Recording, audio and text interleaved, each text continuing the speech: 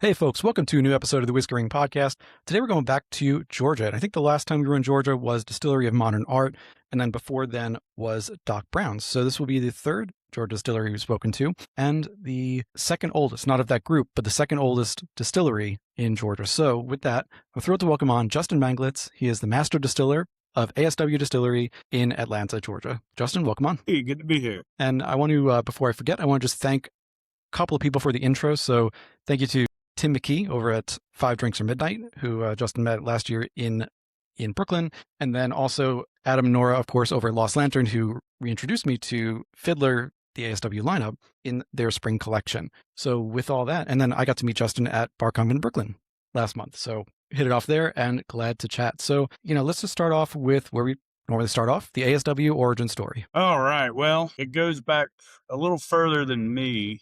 About 15 years ago, 16 years ago, my partners, Jim Chastain and Charlie Thompson, they were buddies. Jim's some kind of financial, he was some kind of financial person. I don't know. And Charlie was a lawyer, and they had the notion to make a white spirit called American Spirit Whiskey. And it was going to be contract distilled. This was during the kind of moonshine heyday. So they were producing that out of Terra Cintia is what it was called then. I think it's called something different now. It is. And then they were selling it kind of like as a fun side thing. But they always had the plan to build a distillery. They just, needed to try to make it happen.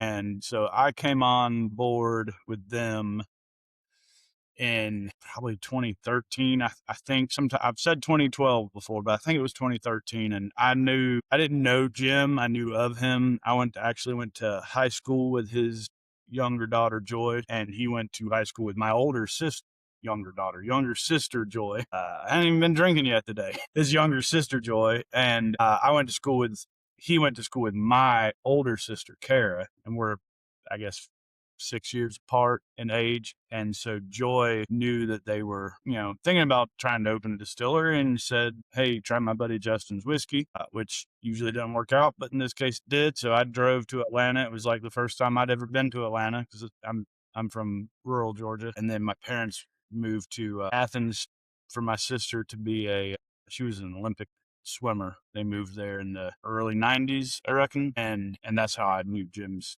sister in Athens. So I'd never been to Atlanta. So I drove to Atlanta and had a bottle of my single malt, and they tasted it and said, let's build a distillery. And that's what we did. Yep. And so we got the distillery off the ground. It took a couple years. We made our first batch a little more than 10 years ago. So this is our 10th anniversary. And that was Resurgence rye malt, 100% rye malt, single malt. And we made that American Spirit Whiskey. We started making it here, and we did that for a while. And then, but, it was never a huge seller. Obviously, our brown spirits quickly eclipsed that. And then also we opened a vodka and gin distillery on the other side of town at the Brave Stadium at the Battery. And so once we were making vodka, the American Spirit Whiskey really had no kind of place in the portfolio anymore, so it went away. Yep. And along the way, we acquired some other partners. But that's as condensed as I can make, I reckon. No, that's good. And I said this to Justin before we came on air that, there are a bunch of different inflection points that we're skipping for now that we'll go into in the questions. So to start off with, one of them is, as you said, you basically came to them with a liquid resume. Yep, with that's right. A bottle of the single malt. You had been I have actually never written a resume in my life except for like as a high school project or something. I've never submitted a real resume to anyone. I mean, so you have this. You had also a homebrew shop at the time in Athens.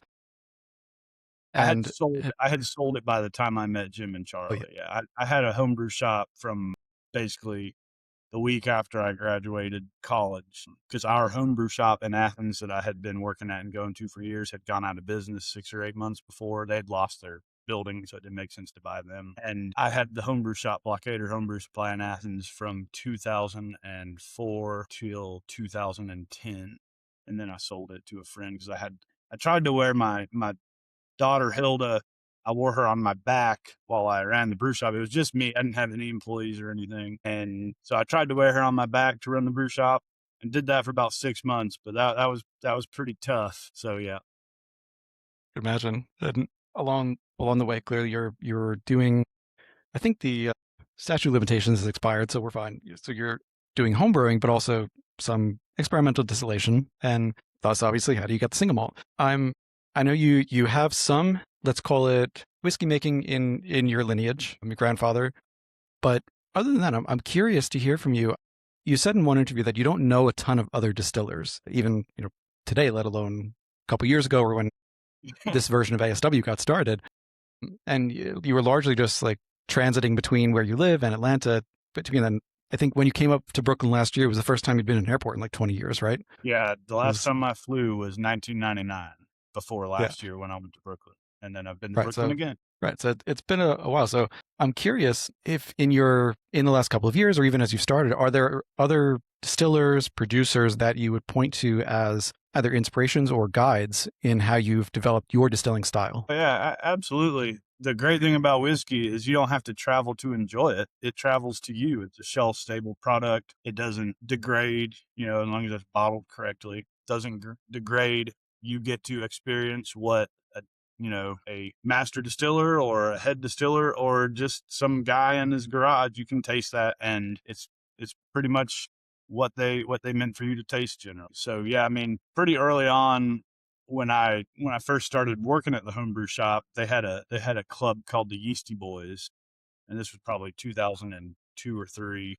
2002, and I was making all grain beer at that point and distilling it as well, and making lots of wine. Me and my dad would get grapes shipped in from California, so I was doing all the alcohol types, all the best ones anyway. And the Yeasty Boys, every couple of weeks we'd get together and we'd pick a different spirit type, and so say one would be Iowa single malt, or one would be Jamaican rum, and everybody would just buy a bottle of that spirit type. And the 8 or 10 or 12 people who showed up, and there'd always be one person that would bring like Bud Ice, Bush Ice or something, because we would do it with beer as well. And that was the early days of me experiencing the different styles and appellations of different, not just whiskey, but all different types of spirits. So an early one that really struck me that I loved was the Anchor Distilling. It's not called Anchor anymore. Hodling, or however you say it. So Anchor Distilling, they made a 18th century and a 19th century rye malt whiskey. And one of the fairly early club meetings we did, someone brought both of them who had been to San Francisco, because you couldn't buy it in Georgia. You couldn't buy it in Georgia till a few years ago, really. Maybe 5 or 6 years ago. And I really enjoyed those, particularly the 19th century. The main difference being it was in new barrels for a little bit longer, it was a little older. So yeah, that would be definitely an early spirit and distiller for Maytag who influenced me from a distance without ever knowing it. And so when Jim and Charlie said, "Hey, we really want to make rye whiskey," I was like, well, how about we make rye malt whiskey? Because I do prefer rye malt whiskey, although I enjoy cereal rye whiskeys as well. So absolutely, that would be one I would point to. I'm really inspired by Nearest Green's legacy and tradition. Just really amazing what he did in fairly adverse conditions as an enslaved person. The Cooley plant, before they got bought, was, I actually, when I graduated college, my granny was born in County Offaly. She was born like 10 miles from Tullamore, where Tullamore Dew is. And there wasn't actually a distillery there till recently, but there had been back in the day. She was from Killet, Ireland, in County Offaly. So actually, when I graduated college, I was like, "Hey, Cooley Distillery." I just sent them an email asking if I could come to Ireland and work for them. They said no. So I opened a brew shop instead. Those are my two options. I still didn't send them a resume. Maybe I should have wrote a resume and sent it. Maybe I'd be in Ireland. It'd be a little bit cooler, as we were saying. So yeah, temperature-wise, that wouldn't be quite so hot. Yeah. So just as I said earlier, this is a third Georgia distillery that we're talking to, and both we've kind of talked about the context of Georgia distilling. For really up to a couple of years ago, it was a state you couldn't even buy alcohol on Sundays in. That has started to change now. Despite distilling in Georgia, legal distilling in Georgia being so new, ASW was the second distillery in Well, Georgia. new in the modern era. I mean, it was Right, the modern era. a lot of distilling, and just Prohibition in Georgia started in 1906 or 1907, something like that, in the early 1900s. It preceded national prohibition by more than a decade. So there was the county I'm from, Haralson County, was actually the primary wine producing, growing and producing county in Georgia until Prohibition wiped it out. And there was also a lot of distilling. I had my pawpaw Buck told me about one of his, I'm not sure, I really wish I'd written it down, who worked in a government distillery up in Rome, which is a town fairly close to Haralson County. When they call it a government distillery, it was a distillery that paid taxes. It didn't mean the government run it. It meant they paid taxes. That's all it meant. So at some point in the early 1900s or late 1800s, I had a relative that worked, or he said ran, but I never wrote that down like a dumbass, so probably should have. And I've tried to find the name of that distillery even, and it's just a lot of those places were pretty small. It doesn't seem to be something I can find out now. One of my It's a shame. I mean, there are some people who are working on this, the whiskey history, but it can be intense to try to find them. So Georgia is it you adopted prohibition, statewide prohibition, yeah, like 1907, I want to say, and then held on to it 2 years after the 21st Amendment got passed. Yeah. And even after it ended, most of Georgia was still dry, just like a lot of Kentucky and Tennessee is still dry. When I was a kid in Georgia, very few places were fully wet.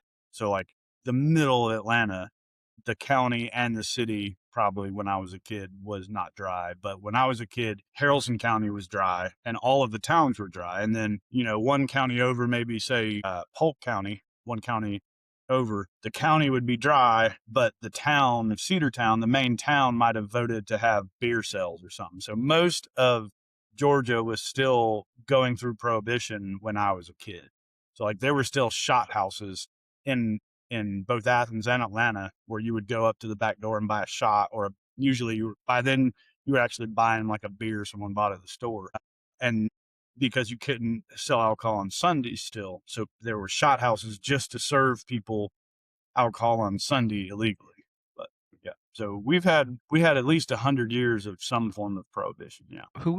I should have looked this up beforehand, but who was the distillery that beat you guys out for the first modern distillery in Georgia? Maybe Old Fourth. They were the first in Atlanta, but doubt that they were the first modern distillery in Georgia. Honestly, I don't. Again, that's something I can look up, but I should have looked that up before. But anyway, the first stuff never really. I don't care about that. Like, well, to me, the first person who opened a distillery is not a good no permanent of anything. But yeah, I don't know. I wish I did. I mean, it feeds into my next question really well, though, because despite what you just said about the first not being super important to you, let's say, because distilling in Georgia is so new and because ASW was on the earlier side, it has given you the opportunity to do a lot of firsts in your production. Yeah, that's true. First legally labeled straight bourbon in Georgia, because straight designation didn't come in until 1909, 1910, so there was no straight wine that closed in Georgia. First whiskey labeled as in Georgia oak. First single malted bourbon with syncopation. First dual malt to come to market with duality. So, some of these are Georgia specific, but some of them are not. Like the first malted bourbon, I don't think is Georgia specific. So the first single malt bourbon, that was, I'm sure people have done that. I just submitted the TTB and asked if I could make a label saying it. So malted corn was common all throughout the South. That barley doesn't grow here. They made, most whiskey makers, legal or not, malted their own corn, and it's not very shelf stable. So they would malt it, use it, for however long, a month. The distilling season in Georgia in a traditional setting is not very long. So it's too hot in the summer to do outdoor fermentation, and it's too cold in the winter to do outdoor fermentation. So your distilling season in Georgia was really when the corn was ready. And when people think of corn, they think of sweet corn, which is its actual vegetable phase or milk phase, where it's soft and sweet, and that happens in the summer. But the actual readiness of corn for most purposes is actually in the early fall when it dries out and hardens up. And all the sugar that's in the sweet corn would turn into starch at that point. And now it's dry and shelf stable. So when that happened, that coincided with kind of decent fermentation temperatures in most of America, not just the South. So October into November. So really, you're talking 6 or 8 weeks of decent distilling kind of period, maybe 8 weeks, and you could stretch that out if it was your main industry you were doing. Most legal distilleries in America weren't, they were farms who also made some whiskey, to have another product. And you would have a gauger at the post office or a general store, and the gauger was the person you went and you paid your tax to. There was no regulations, like you had to come have your, in 1870 you didn't get a site inspection. They didn't even check how much you were making. You just went and said how much you made and paid a tax. And so that was how most distilleries ran in America. Not the most production, but the most number of them. And that they were making, at least in Georgia and a lot of, Appalachia, they were making corn malt as part of that. And then when the season was over, you'd have your leftover corn malt, and it wasn't good for anything else, and it wasn't going to keep, because you basically have to soak it and sprout it, and you can't dry it really in a non-industrial setting. Anyway, so they would make a batch of whiskey just from that corn malt, and that, a lot of times people say, it may be apocryphal, people say that's what the whiskey makers would keep for themselves. They would think that was the best. So all I did was do that. I didn't make that up. I just took a historical thing that I've always heard about and did it, and then asked the government if I could call it a single malt bourbon, since it was 100% malted corn, and they said yes. So And anyway, yeah. I mean, that kind of answered the question, which I was going to ask, like, is the first aspect of it, being the first, an attraction? But it sounds like no, it's more you're doing what either people have done in the past, or that you're experimenting and finding things that work. And if it happens to be the first, cool. Yeah, that's my marketing guy is going to be like, oh, that's the first time. That's what I'm going to say.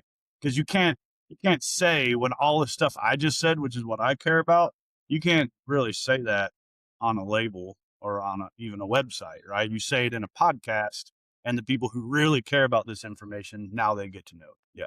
I mean, this is jumping ahead now, but I have to ask, because you mentioned that you were able to call it an American single malted corn. With the new ASM regulations, do you have to redo your label, or do you get kind of a grandfathered exception? I think it's up in the air. I didn't make any more, so it's gone. I have one 53-gallon barrel left. Some of the things I just do one time. A lot of people loved it. Honestly, it was not one of my favorite whiskeys personally.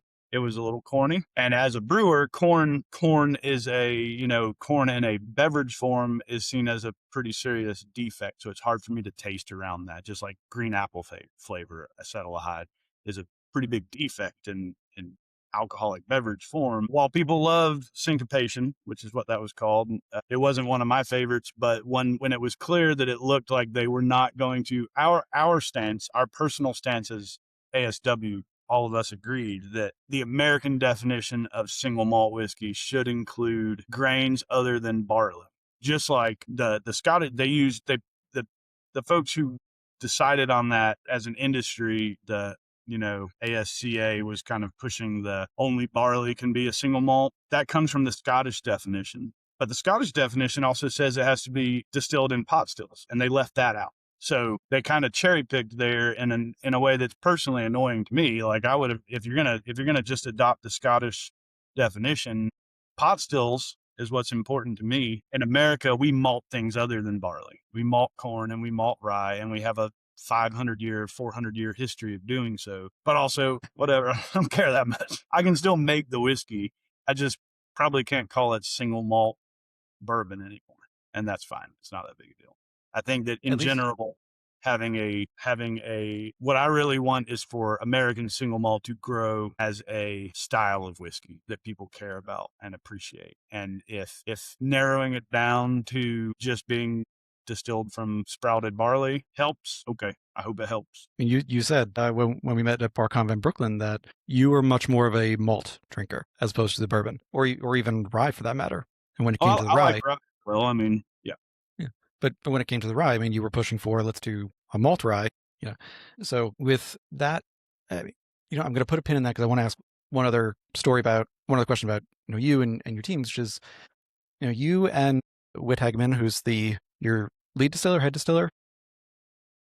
His official title is just distiller. He does some head distiller stuff, and Previn does some head distiller stuff. So if we, one of these days, I guess we'll probably have to figure all that out.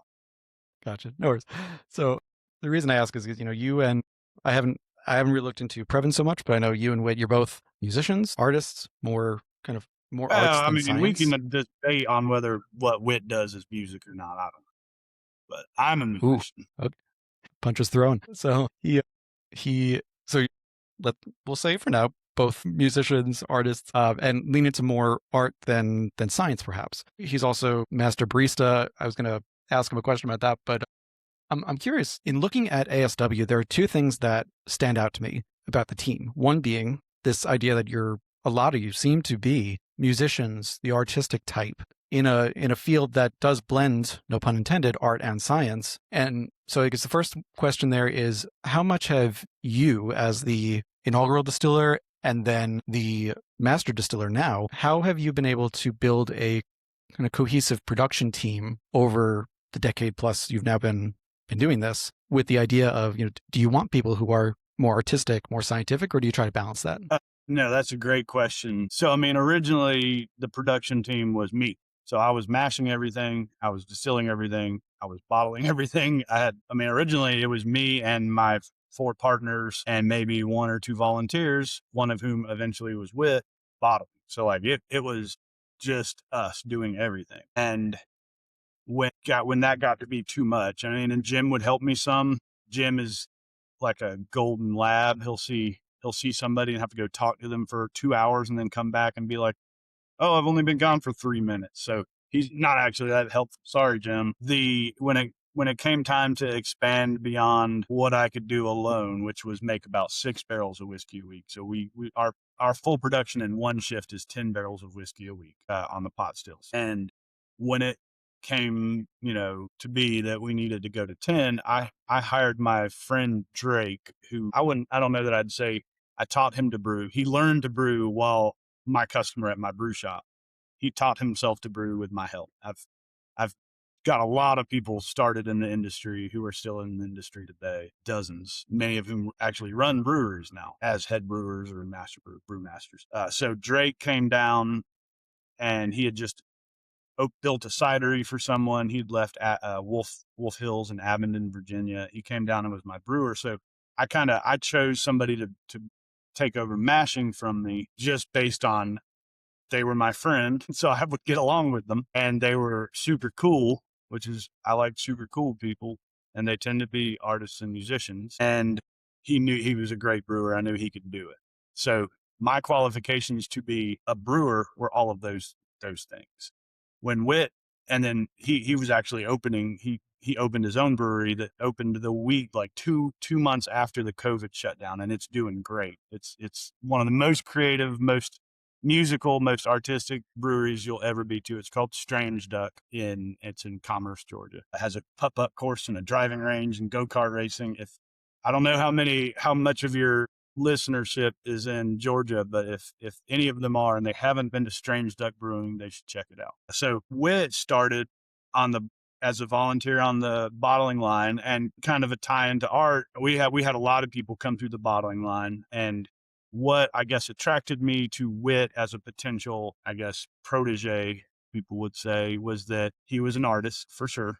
So like he was talking about he does watercolors and oil paintings, and we were talking about, I really love art, so I was talking to him about what impressionist painters he liked, and he wasn't a dumbass, and he could actually name some good impressionist painters. I just sound like a hillbilly. I am a hillbilly, but a lot of people kind of write Appalachian people and Southern people off as not educated or not interested in culture, and that is the furthest thing from the truth when you get to know us. And so I appreciated that aspect of Whit, and he also was a barista. And let me tell you something.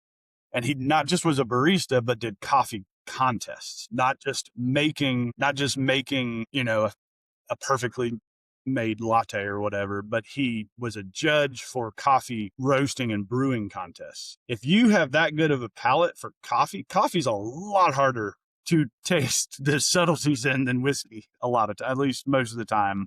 That's challenging, So if you have the palate to be able to do that, you probably are going to have the palate to be able to to do that with beer or whiskey or wine or whatever, as whatever you put your mind to.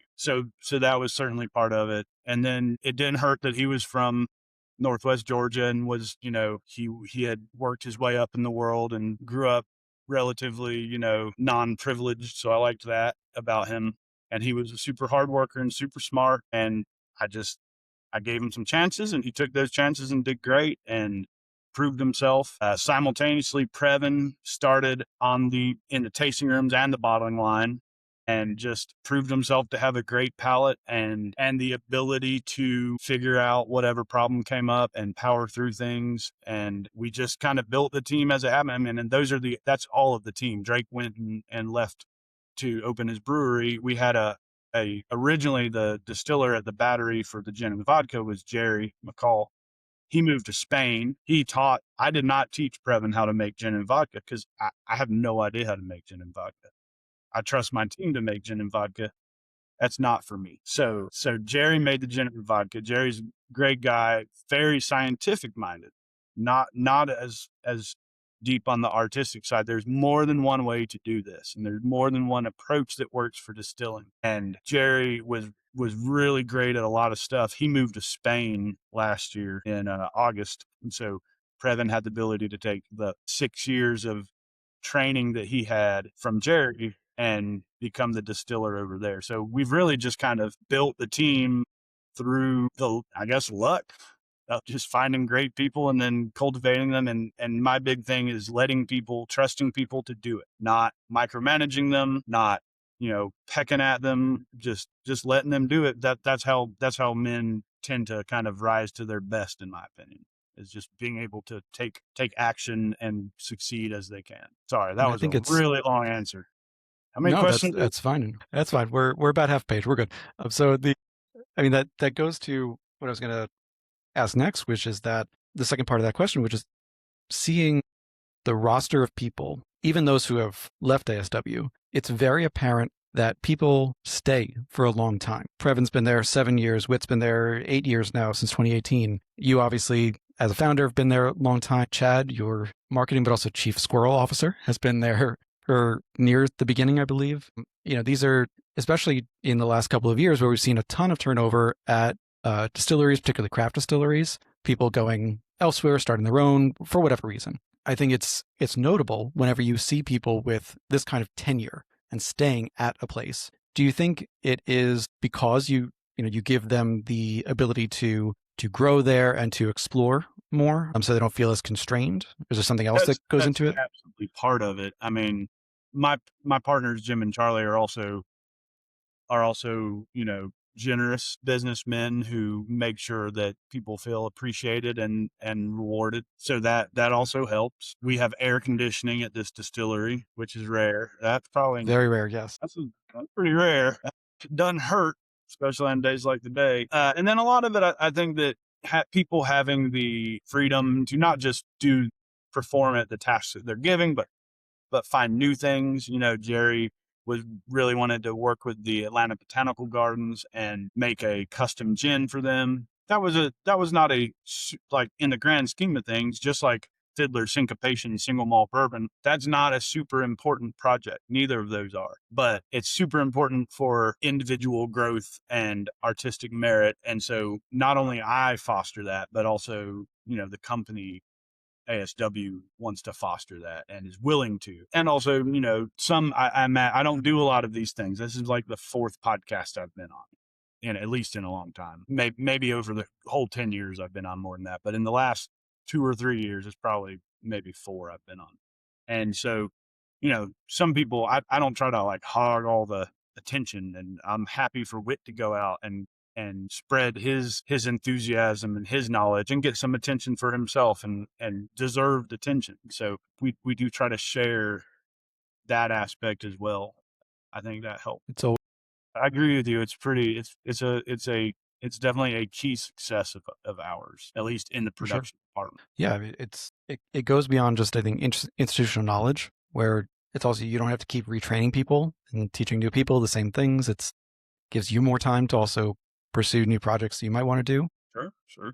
And yeah, it is just, especially today, it's really noticeable when that happens. So I wanted to bring it up. Yeah, no one's So with ever that, actually asked me that a single time. You have the best, most in-depth questions I've encountered in a podcast. For real. we're just getting No one's started. ever Trust me. So with that, we'll move into production now. And I want to note, just before we get into production, we alluded to this before. By Justin and Witt's accounting, there's somewhere like 35 products that are done in-house with ASW, 25 or so from sourced or including sourced. So there's, let's just call it a round number, 60 products that we could go through. That took us like 3 days going back through a lot of historical records and posts to come up with that number. But we wanted to do it because we were asked that, I believe, on a podcast, and we're like, nah, no idea. So we did figure it out. Yeah, and some of these were smaller, some of them were limited, but it's still a hell of a lot to go through. So obviously we're not going to go through all those. I have put aside a couple of them to go through that are particularly and one caveat here. Those are just the ones that we've actually released. Those are individual products we've released. There's another 60 in barrels that we've distilled that are different that will be released. So yeah. Right. I mean, there's no way we're getting through a fraction of those. So I just have a couple of those later on to highlight and throughout this because they are, like I said, they're particularly important in the story of ASW to me, or are just really important products, I think, that need even more highlighting. So the first question I have for you with production is, as you mentioned, Jim and Charlie had a pre-existing company, American Spirit Whiskey, that was making the clear spirit or lightly aged spirit before the ASW American Spirit works that we have today. And yeah, that was in partnership with Terrasentia. The question I have there is the original ASW used a high rye mash bill that was sourced from Terrasentia, or not sourced, made with Terrasentia in partnership. Whereas Fiddler and other ASWs that most of our source stuff is 45%. Is right. It's mostly weeded or primarily weeded rather than high rye. Is that kind of your influence, or was that a decision that Jim and Charlie made independently? Yeah, definitely not my influence on that.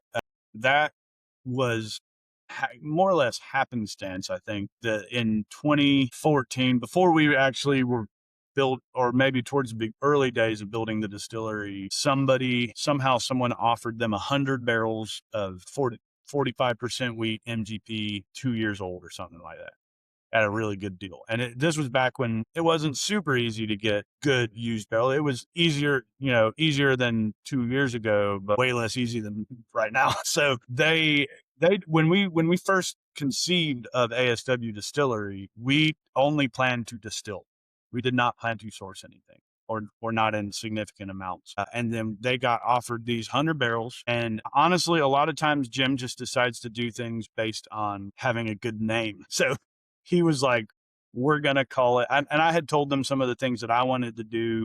Like, at that point I had harvested oak trees. Me and my dad had harvested oak trees to do some stave aging, because I was already doing that. I just did it in a big way. So like in 2013 sometime, I was harvesting trees to do that. And they knew that. So they had the notion to, because I'm an old time fiddler, Jim specifically had the notion to buy this whiskey and call it Fiddler as just kind of a project. And I would fiddle with it. I would do things. So it was I'm a fiddler and I would fiddle with this whiskey.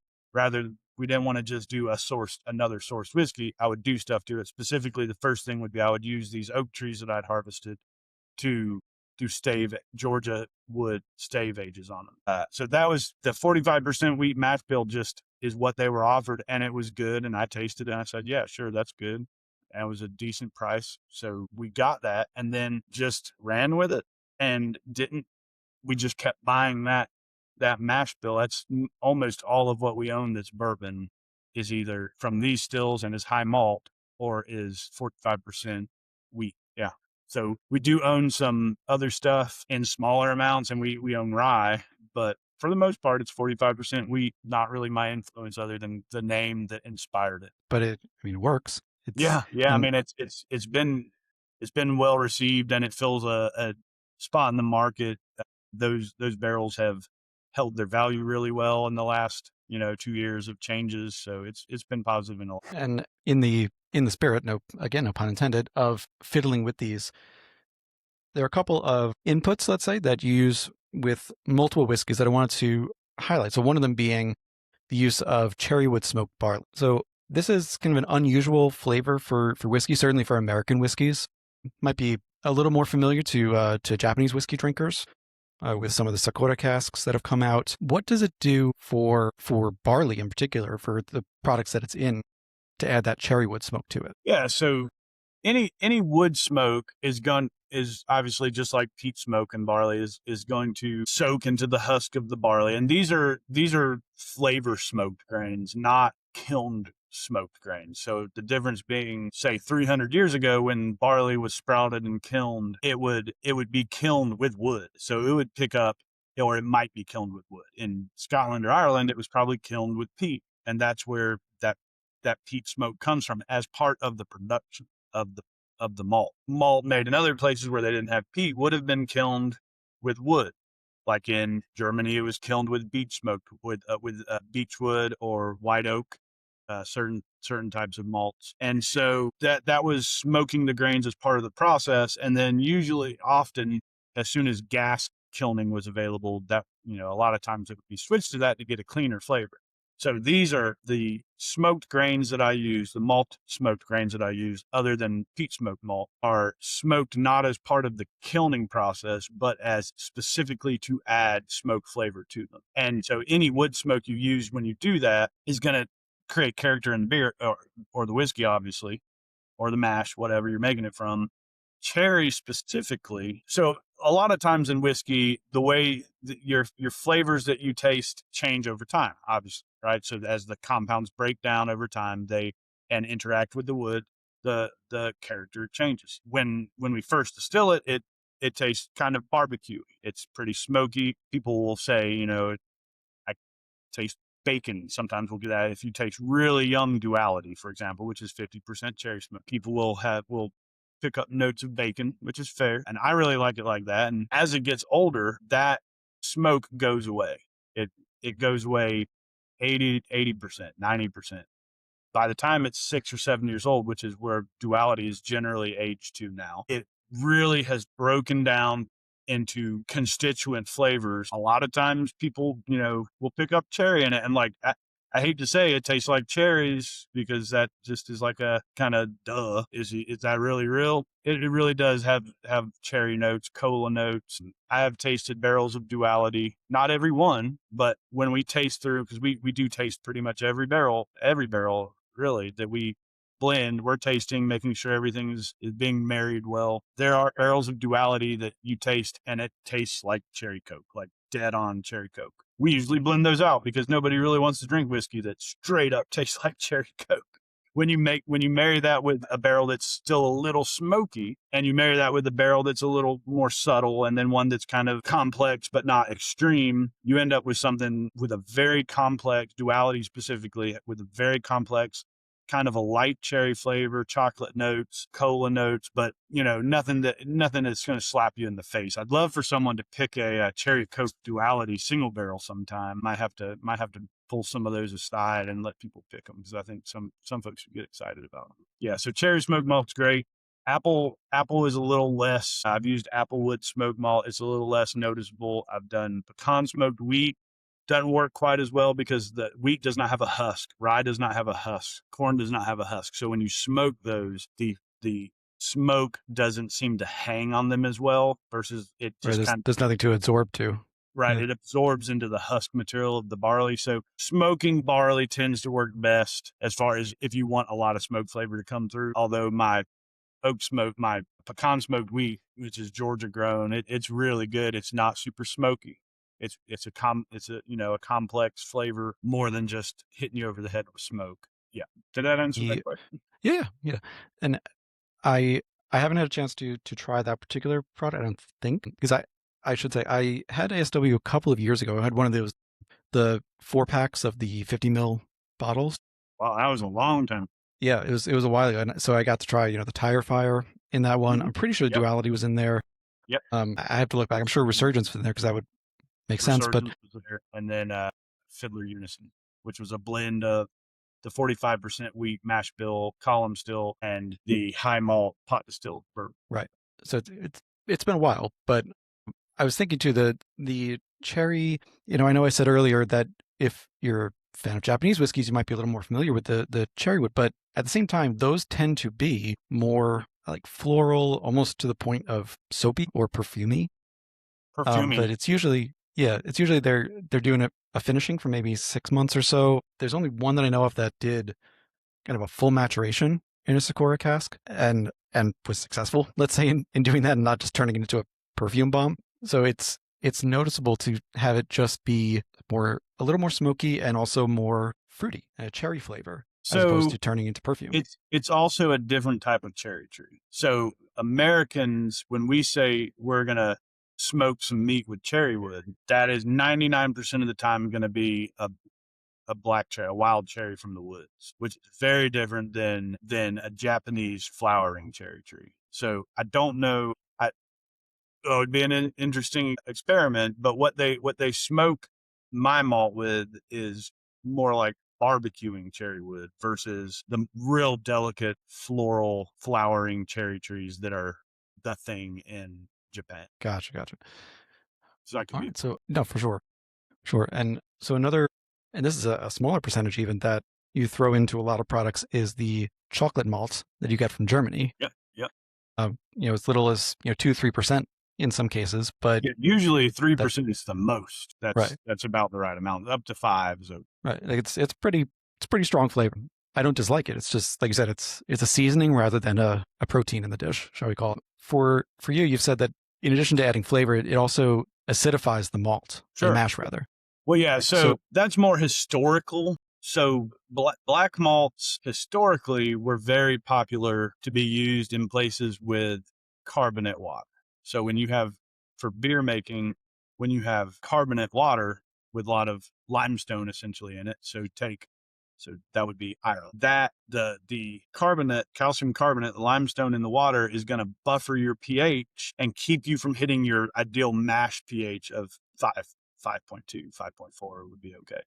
So whatever they could do to increase their acidity was going to help kind of counteract that and make the beer more efficient. And it probably still wouldn't have been as efficient as modern beer. Say, take when stouts really started picking up.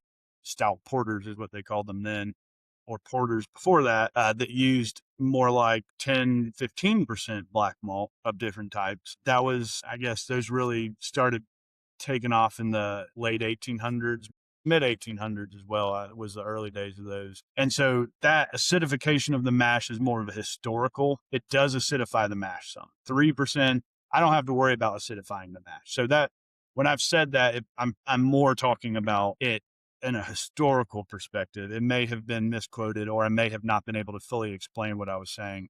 I don't really have to worry about acidifying my mash because I'm using granite water, and I don't do reverse osmosis on our ingredient water, just on our cut water. So our water is Atlanta water, which comes from the mountains where it actually comes from the river that is 2 miles from my house, the very top end of the Sequoia and the Chattahoochee. And so good mountain granite water that all I have to do is remove the chlorine from, because Atlanta does put a good bit of chlorine in it. So we pull the chlorine out, and it's pretty good water to make beer from or mash from. You're going to hit that 5.2. And this is the same problem that led to the sour mashing tradition in Tennessee and Kentucky. That's all limestone water. It's actually the same limestone as the limestone in Ireland, just like the granite in the Scottish mountains is the same granite essentially as the granite in the mountains I live in. Just they separated over time. So, and from a slightly different area further north. But so in Kentucky and Tennessee, the water, it's a huge limestone aquifer. That's why they've got all the caves and blue water and everything. And when they would make mash, it wouldn't be acidic enough to get good conversion. So the sour mash process, where they would start taking the stillage after they had run the still and they had boiled the alcohol off, they would take that stillage as extremely acidic because the fermentation, the yeast activity creates acidity. So it has dropped the pH to 3. And then they dewatered it, or sometimes didn't dewater. They were basically just taking the liquid from the still after it had been boiled and making the next mash with that. And originally they probably, I like to think about this stuff as a history person, as a whiskey maker. I imagine they originally did it because it was free heat, right? Like they didn't have to burn wood to heat that up. It was already hot from the still. And this is commonly done in winemaking in Europe or brandy distilling in Europe. So they probably did that originally. Hey, let's swap this over and not have to heat it up as much. And then it worked a lot better. And then as people developed, scientific stuff like pH, they figured out why. But originally what's causing that to be necessary is that very high buffering effect of the calcium carbonate. The extreme acidity of the stillage counteracts that. And that's where sour mashing comes from. Black grains just do it in a much smaller extent, not enough extent to make a huge difference in an industrial scale distillery. Now you could just buy a 50-gallon drum of phosphoric acid and adjust it like. With the wide range of products you've got, even with that portfolio, you are pretty clear you only use a couple of yeast strains, like maybe 3 or 4 over the whole portfolio. You've said that in various interviews you don't like to experiment so much with them because it's an additional variable, and it's one that you have to wait a long time to see the results. That's right. And I wanted to ask you about this one in particular because obviously with your homebrewing background and not to mention the distilling background, I'm sure you've been exposed to a ton of different yeasts and their uses, plus the malt interactions and grain interactions that you could have in brewing, let alone in distilling. Now, I say this with like some knowledge of yeast, but also understanding that I'm not as knowledgeable as a distiller who does this for a living, which is, I guess my understanding was that you could see some of what was going on just from the mash that's going into the still, or even the new make off the still. So is it, it's hard to quantify, but how much would you have to wait several years to see what the different yeast was doing versus some that, you really didn't have to wait past the distillation stage to see what it would do? Yeah. So there's a lot there. So it depends on the compound. You absolutely can taste a mash and have a sense of what the yeast has done, and you can taste the white spirit, obviously, and have a sense of what is happening. Yeast can be fairly unpredictable, and especially when you have some temperature fluctuation. I don't use temperature controlled fermentation. So yeast can be fairly unpredictable, and the compounds that the yeast produces, some of them you can taste right away. So say, let's just take an easy example that I often use, isoamyl acetate. Isoamyl acetate, when you first taste it, is going to taste solventy. So if you taste, and that's a heads compound, that's a lower boiler, which means that it distills at a lower temperature than ethanol. So on a column still, on a continuous column still, I should say, you're always getting all of those lower boilers in the spirit because they're passing through the plate. Because they're lighter, they're always passing through the plate that they're drawing the spirit from. The higher boilers, what we call tails, are mostly not passing through. So if you do a mass spec on bourbon, it's going to contain a lot of those lower boilers and solventy stuff and less of the tails compounds than pot distilled spirit. Say a single malt scotch is often not going to contain a lot of lower boilers because they cut that out in the heads. You can't take a heads cut on a continuous column still, but they are going to contain a lot of tails because while you can cut them out of a pot distilled spirit, the flavor of a pot distilled spirit is largely made up of portions of tails compounds, or not largely, but significantly. So all that's to say, in a bourbon has all of the heads compounds in it, all the lower boilers or most of it. One of those would be isoamyl acetate. If you have a yeast that has produced a significant amount of isoamyl acetate and you haven't taken any heads cuts, when you taste the white spirit, you're going to taste solventy characters. They're going to be made up of different acetates and acetaldehydes, or aldehydes rather, and you're not going to be able to separate those out necessarily. They're going to taste generally solventy. And if you taste it in 2 or 3 or 4 or 5 years, it's going to, that one compound, isoamyl acetate, is going to taste like bananas. So Jack Daniels, people often say, has a good bit of banana character, right? And some people like the banana character. Some people don't like the banana character. If you taste it again in 10 or 12 years, it will not have the banana character anymore. And that is that compound breaking down over time and exposure to oxygen and exposure to wood. It has changed during that time from a solventy, what I would consider a serious defect in white spirit, to a potentially off-putting banana flavor that some people like and some people won't like. to flavors that are an underlying complexity or subtle quality that aren't really going to turn anybody off. And that's part of the aging of bourbon, because it has all the heads in it, essentially. And why it is best served by having a charred barrel, because that char is going to accelerate the cleaning of the spirit and the breaking down of those compounds. I don't even remember the question at this point. So yeast is going to produce different compounds based on the temperature it's fermenting at, and the exact lot of yeast, even, and a lot of different factors. So for me, whereas with a beer, I can use a yeast to make a Hefeweizen, right? A German Hefeweizen that is going to produce the phenols, and clove flavors and banana flavors that are associated with that beer. And I will know that it's done correctly or not correctly in 2 weeks, and then I will sell it. And probably no matter what it tastes like, people are going to buy it because it's beer, and people buy a lot of beer. A lot more beer than whiskey in America. And it's generally, I think, easier to appreciate for people from a sensory perspective than whiskey. So with whiskey, if my yeast produces something that in the end I'm not happy with, like I do not particularly care for banana flavor. Other people hate diacetyl. That's the buttery flavor, right? And that's in some beer, some not. I don't mind diacetyl. Butter tastes good to me. Some people hate diacetyl in beer or whiskey. So yeast I prefer to get my flavor experimentation and differences more predictably from my 26 years of beer making. Well, I shouldn't say that. I haven't made beer in 7 years, 8 years. So all the time before that of beer making, I have used a 1,000 types of malt in different combinations. And I generally get my various flavor modification through malts and also through flavor, different barrel profiles, and to a lesser degree, the cuts that I take on the still. So for example, like Tire Fire, I want to leave behind. I don't like, personally, my personal preference is not for a lot of Band-Aid flavor in peated malts, right? Like I'm not big on the super, I don't mind iodine or brininess, but the really strong, I think those are chlorophenols. Right. Those are low boilers, right? What's that? Those are low boilers, right? Absolutely. Yes. Yeah. I'm very careful to try to not retain any of that in my Tire Fire cut.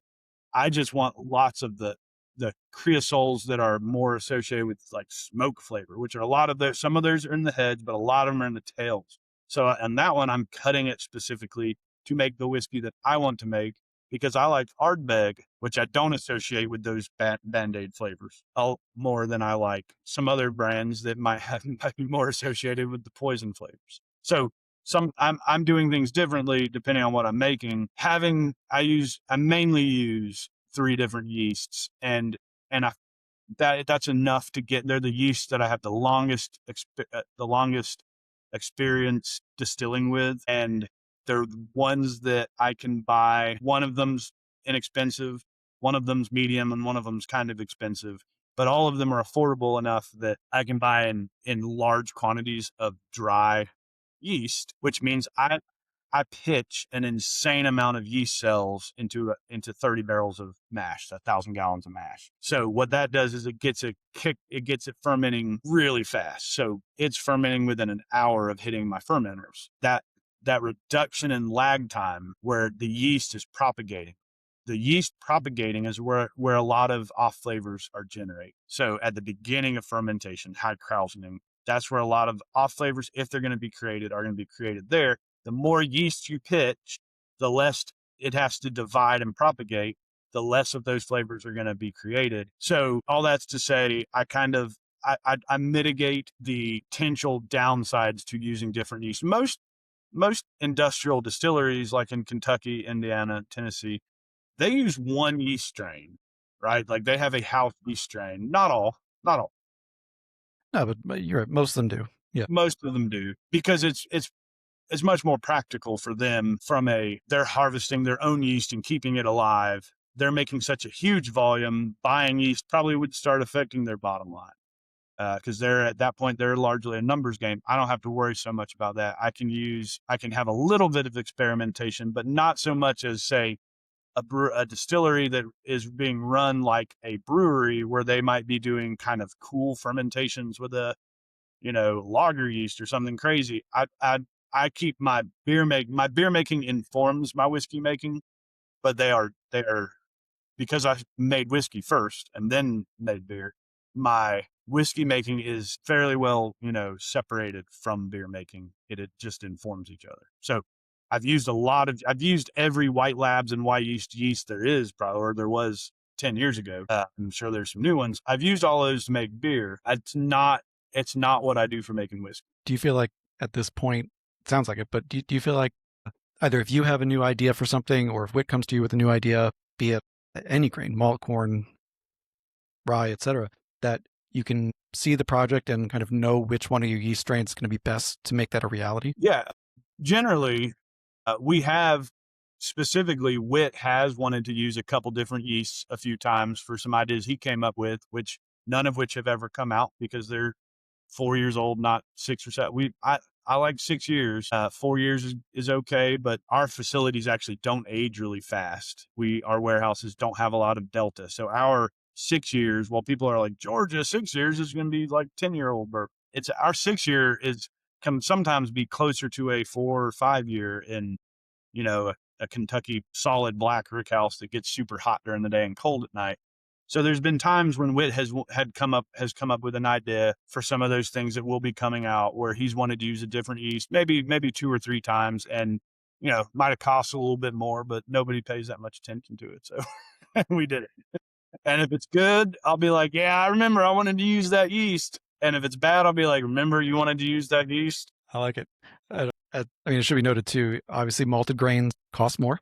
It's another step in the process, even for barley where it's kind of expected that you're going to malt unless you're making an Irish style, which shout out to your Druid Hills release. I don't know if we have time for that one today, but want to shout out, you do make an Irish style that I believe that barley. Exactly. It's a style that I think we recently spoke to Brendan Cardy over at Cullowen in Ireland. I think he'd be happy with your Druid Hills for sure. With the malted grains costing more, you said you're able to produce in such a way where it's not always a numbers game. You have some freedom to explore and play around, but obviously that the grains as a starting point costing more does limit you in some way. Do you as far back as like 2021, you were on Beneath the Char, and at that point you weren't running at full production just because that was partially because of the malted grains, partially because it was during COVID. And you said earlier in this interview, I think that about 10 barrels a week is kind of I'm not sure if that was your full capacity or if that's kind of where you were running at right now. That's running one shift, which is what we've always done. What?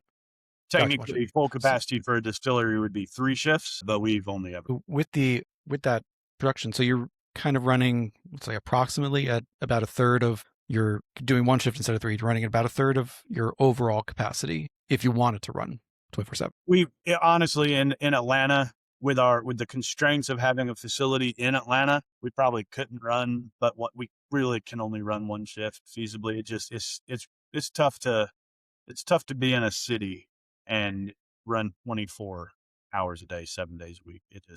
I couldn't get my spent grain out of here in a reasonable. I couldn't make that happen. Yeah. Anyway. Yeah. And Atlanta traffic is. I mean, look, I'm a New Yorker. Which is why farmers won't bad traffic, but because of all the spent grain. Exactly. So like I know bad traffic, but here Atlanta is the worst. So even worse than LA. So you guys, just to note that you guys had an April Fool's Day label a few years ago that was Atlanta traffic aged whiskey, which I think says a lot about that. So the last question I have on grains before we get to distilling is, well, I do have one thing to note about that. So the malted grains do cost a little bit more than cereal grain. The difference is much greater if you're looking at a huge facility that is bringing in corn on a rail car. So that corn is costing, I don't know, 8 cents a pound.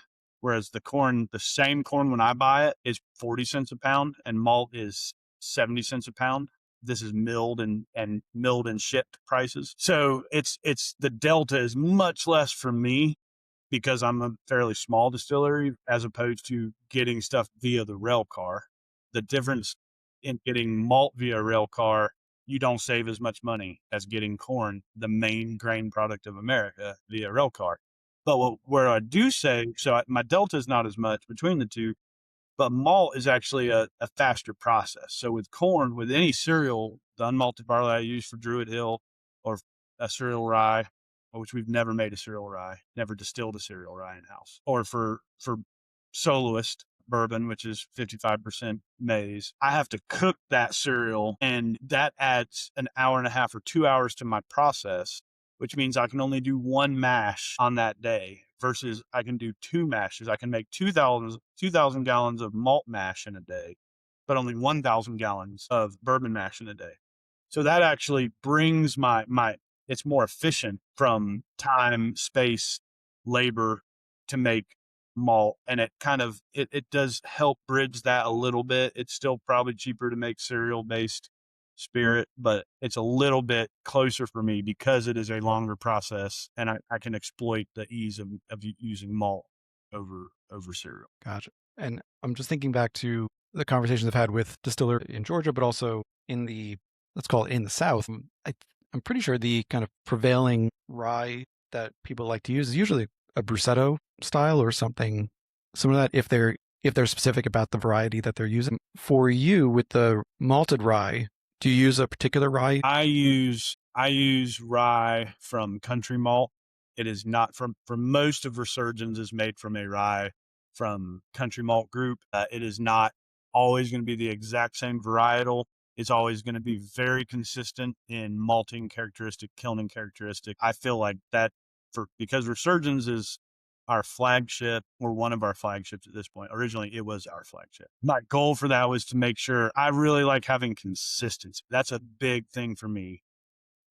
Not applying it to my one-off thing I did for 1 week, that I made 10 barrels of, but for the things that are always on the shelves, I want there to be a reasonable expectation of consistency that the customer can have, because this shit's not cheap. You're talking $40 to $60 a bottle. And as a working class person, I need to know that $40 or $60 is a safe investment. So it is very important to me that when we blend duality, we could make one batch really smoky, and then the next batch we could make really cherry cokey.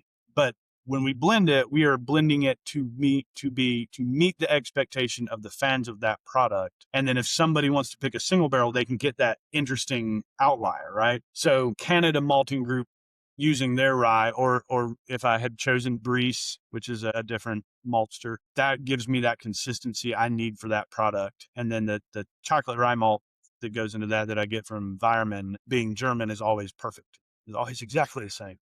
I do make a product called Resurgence Heirloom, which is made from a Bruzy rye grown locally from That was the other one I was trying to think of.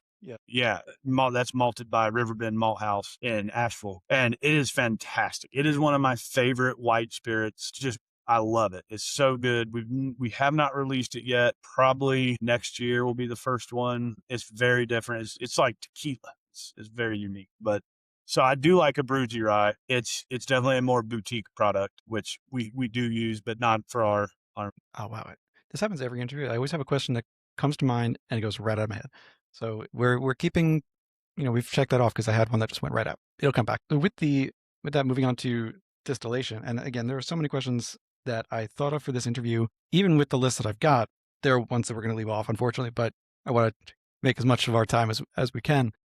Moving on to distillation. So because you were really the earliest partner to come on after Jim and Charlie, before everything is built in, you really got to think about and design the production floor. Yes. Within the confines of what you had. You had the air-conditioned space. It was an art gallery, right? Well, yeah, so I didn't get to design that. I don't think I could have designed that. No, sure. That is because originally Jim and Charlie bought this building. They don't own it anymore. They sold it. But originally they bought this building and it had been an art gallery. So it was air conditioned. The front, the back is not. Our small rick house here, we have a 5,000 square foot rick house here, and a 15,000 square foot rick house on the other side of town. The one here is not air conditioned, but our front production facility is. But yeah, so they just like I trust my guys to do their stuff and execute it. And if there's a problem, we figure it out together. They trusted me to execute my vision here. I'm very budget oriented, very frugal, comes from my upbringing. So it's easy to trust me with spending the money wisely, because that is something that just am naturally inclined to. But yeah, so I designed the system and the facility around the way that my vision for making whiskey here, which again, going back to what we were talking about history earlier, I've said it on other podcasts, I'm sure, but so I distill kind of a combination between the Scottish method of double copper pot distillation in traditionally shaped copper stills, Scottish style copper stills, but I do it from thick mash, which is the American innovation of distilling. When the first distillers came to America, barley was not the greatest crop for most of America. So they were using maize, Indian corn, and also rye in a lot of places, neither of which have a husk and are difficult to separate from the liquid like you would to make a wash at a Scottish distillery or a wort at a brewery. So they started leaving all the solids in solution for fermentation, and then slopping that over to the still and leaving them in for the boil. And you had to stir it until it came to a boil the whole time before you put the cap on, so it wouldn't scorch. So my notion for this facility was to do that here, because you do get more flavor if you boil all the solid material. If you ferment it, you get more efficiency, because all the sugar, whatever sugars you lose when you're lautering the liquid off of the solid material, you're not losing those sugars, and the yeast will consume it, and you get more flavor because you were boiling it for 5 hours. I did not, this was not something I invented. I'm just doing exactly what the early distillers in America who were still using double copper pot distillation in traditional alembic stills, when they started putting grain in fermented mash in those stills. That's what I'm doing here.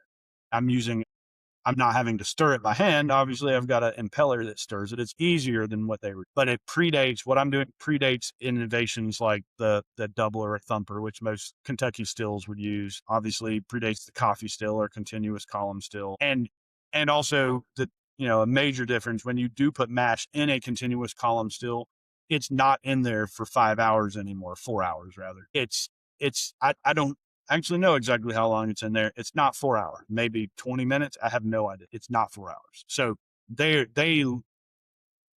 still probably pulling more flavor from that mash and the distillation method than other styles, wash distillation, but not as much as you get actually distilling it, boiling it all for 4 hours in a more traditional pot still. Yeah. So that was kind of my notion of production here. I collaborated with Vendome to build stills. I love Forsyth stills from Scotland. They couldn't facilitate what I would need to execute that vision here. So Vendome was willing to build me kind of stills that were Scottish on the top, but had a steam pan rather than a steam coal or something like you'd have in a Forsyth still, and then had an impeller to really spin that mash to keep it from scorching. So pretty much everything is exactly, either how I wanted it to be able to, succeed at my weird idea I had that seems to have worked out okay, according to, metals and stuff at least. Or maybe not my favorite thing, like my augers from a chicken house. That was because Malt Handling Company in Oregon wanted $10,000 for a chain disc auger, and I didn't have $10,000 in the budget, but I had $800 for a chicken house auger. So I figured out a way. I say we, it was not we, it was just me. I figured out how to make an $800 chicken house auger work, and we chain hoist it down into a hopper, and we use the forklift and hold a tote over it, and it works. And if I had got the premium of everything, like some distilleries that I could mention in Georgia that are out of business now, great folks, they listened to a consultant who had probably limited amount of real world experience, and they just bought the best of everything. I did not do that here. I could not have done that here. My cold liquor tanks are 5,000 gallon farm stock tanks that we spray foamed and painted with a flame retardant. So like real cold liquor, those were $3,000 each. A real cold liquor tank, insulated, correct cold liquor tank, would have been $80,000. I don't, a lot. So I didn't get free reign with it, with a budget. I got free reign to do what I wanted within a fairly constricted budget. And also I just have the kind of the pride of figuring it out and not just. Also admirable. I know I kind of love when people have the beautiful stills that are, the whatever top of the line from Vendome or Forsyth, even Carl or Holstein, but there is really something to be said for I call it the farmer mentality of figure it out, make it your own, Sure. see how it's going to work and I do figure out love a beautiful still, problem. though. we did spend Yeah, of course. we did spend a decent housework on our stills. Yeah, I think you're a fan, particularly of Glendronach, I think Yeah. Glenfarclas. So Glenmorangie. you're I love Glenmorangie, yeah, Glenfarclas too. The yeah, stills are, the spirit still is Glenmorangie style, kind of patterned after. right, right. So taller. I don't think they're as tall as a Glenmorangie, but in the style of Yeah. Yeah, what no, they're, yeah, well, they were supposed to be taller. We had to be under the wrap. They were both supposed to be taller. We had to be a certain amount under the sprinklers, which we didn't. I didn't know anything about that. None of us knew anything about that. So when we spec'd it out, we said we're just going to go up to the rafters. And then at some point, someone, luckily before they had built them, or you know what? I think it was after they.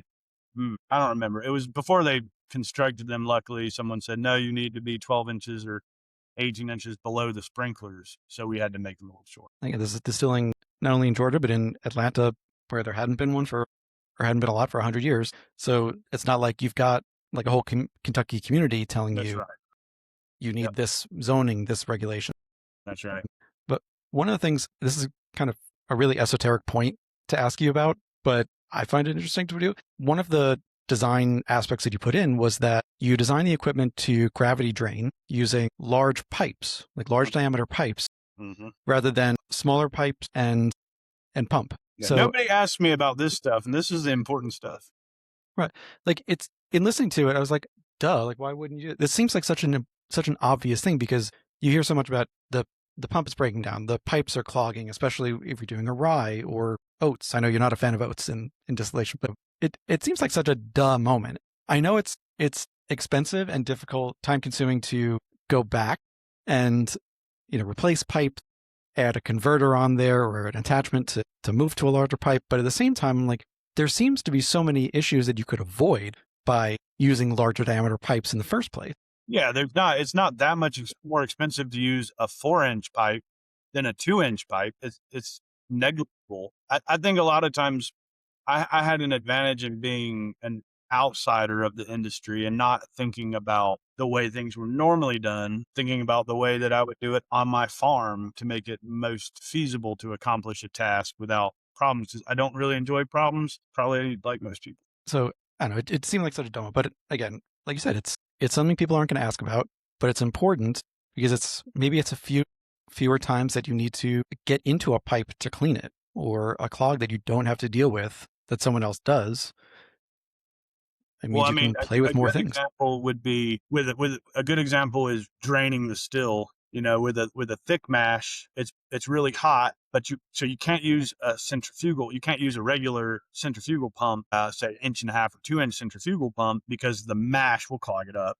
So you're going to have to use a flexible impeller pump, which is what we use to fill the stills with cold mash. Except when you put boiling mash in it's a nitrile rubber impeller basically running around in there, and when you get it boiling hot, it tears up really fast. So actually, it might have been Jerry, it might have been someone else. I think it was Jerry.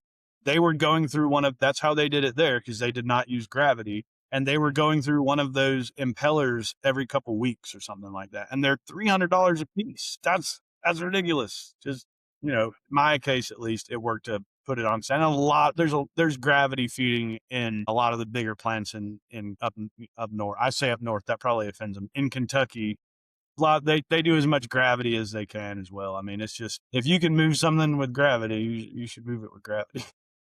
Yeah, I agree. And the other one, which But I don't know if this is but like also just having an idea of, so like my still stand to gravity feed it, I knew I was going to have to forklift it out of here in totes, in IBC totes, the big plastic totes. So I had to make sure, at one point they wanted to make my still stand a little shorter.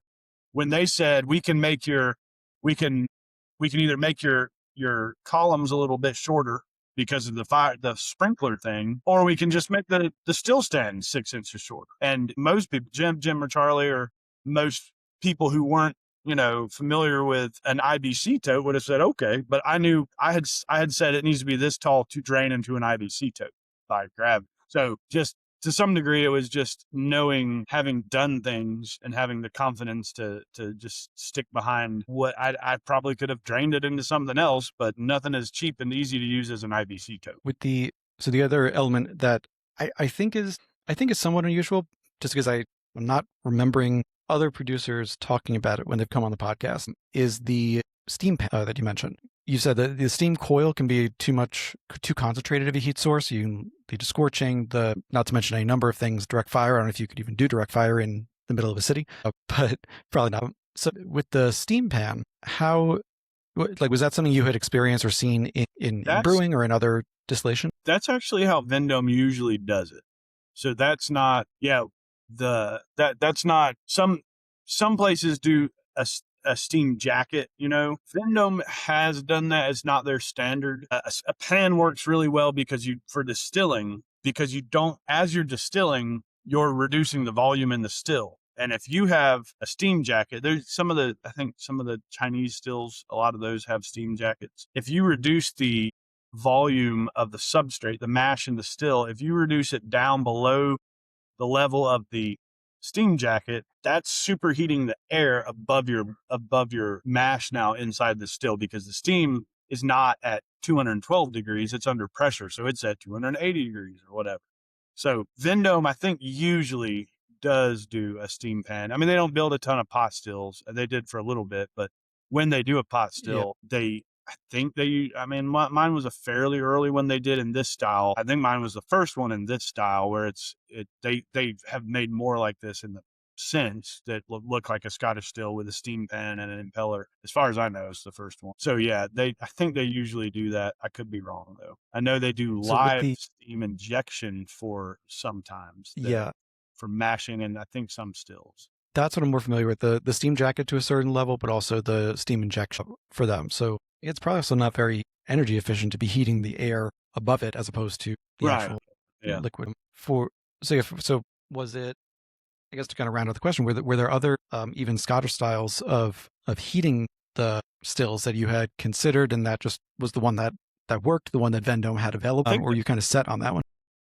I don't think that there's I don't think there's a better way to heat a thick mash in a pot still than a steam pan and a fast moving impeller. So your problem is actually not at the beginning of distillation. You could use maybe a steam coil at the beginning of distillation with an impeller keeping it moving.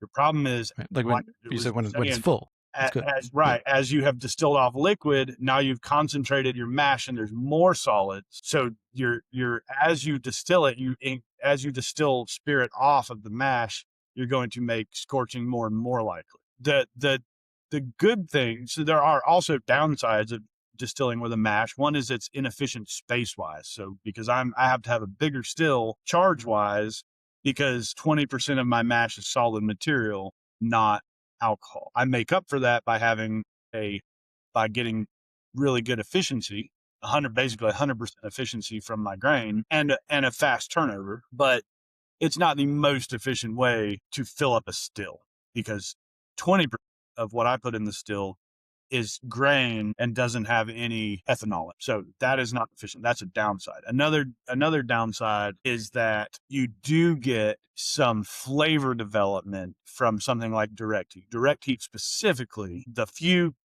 distilleries in Scotland who still do direct heat, you're going to get some caramelization and some flavor that's not burning, right? Scorching is never good. Scorching is always bad, but there's flavor development below scorching that is Maillard reaction, that you would get similarly to a decoction mashed Czech Pilsner.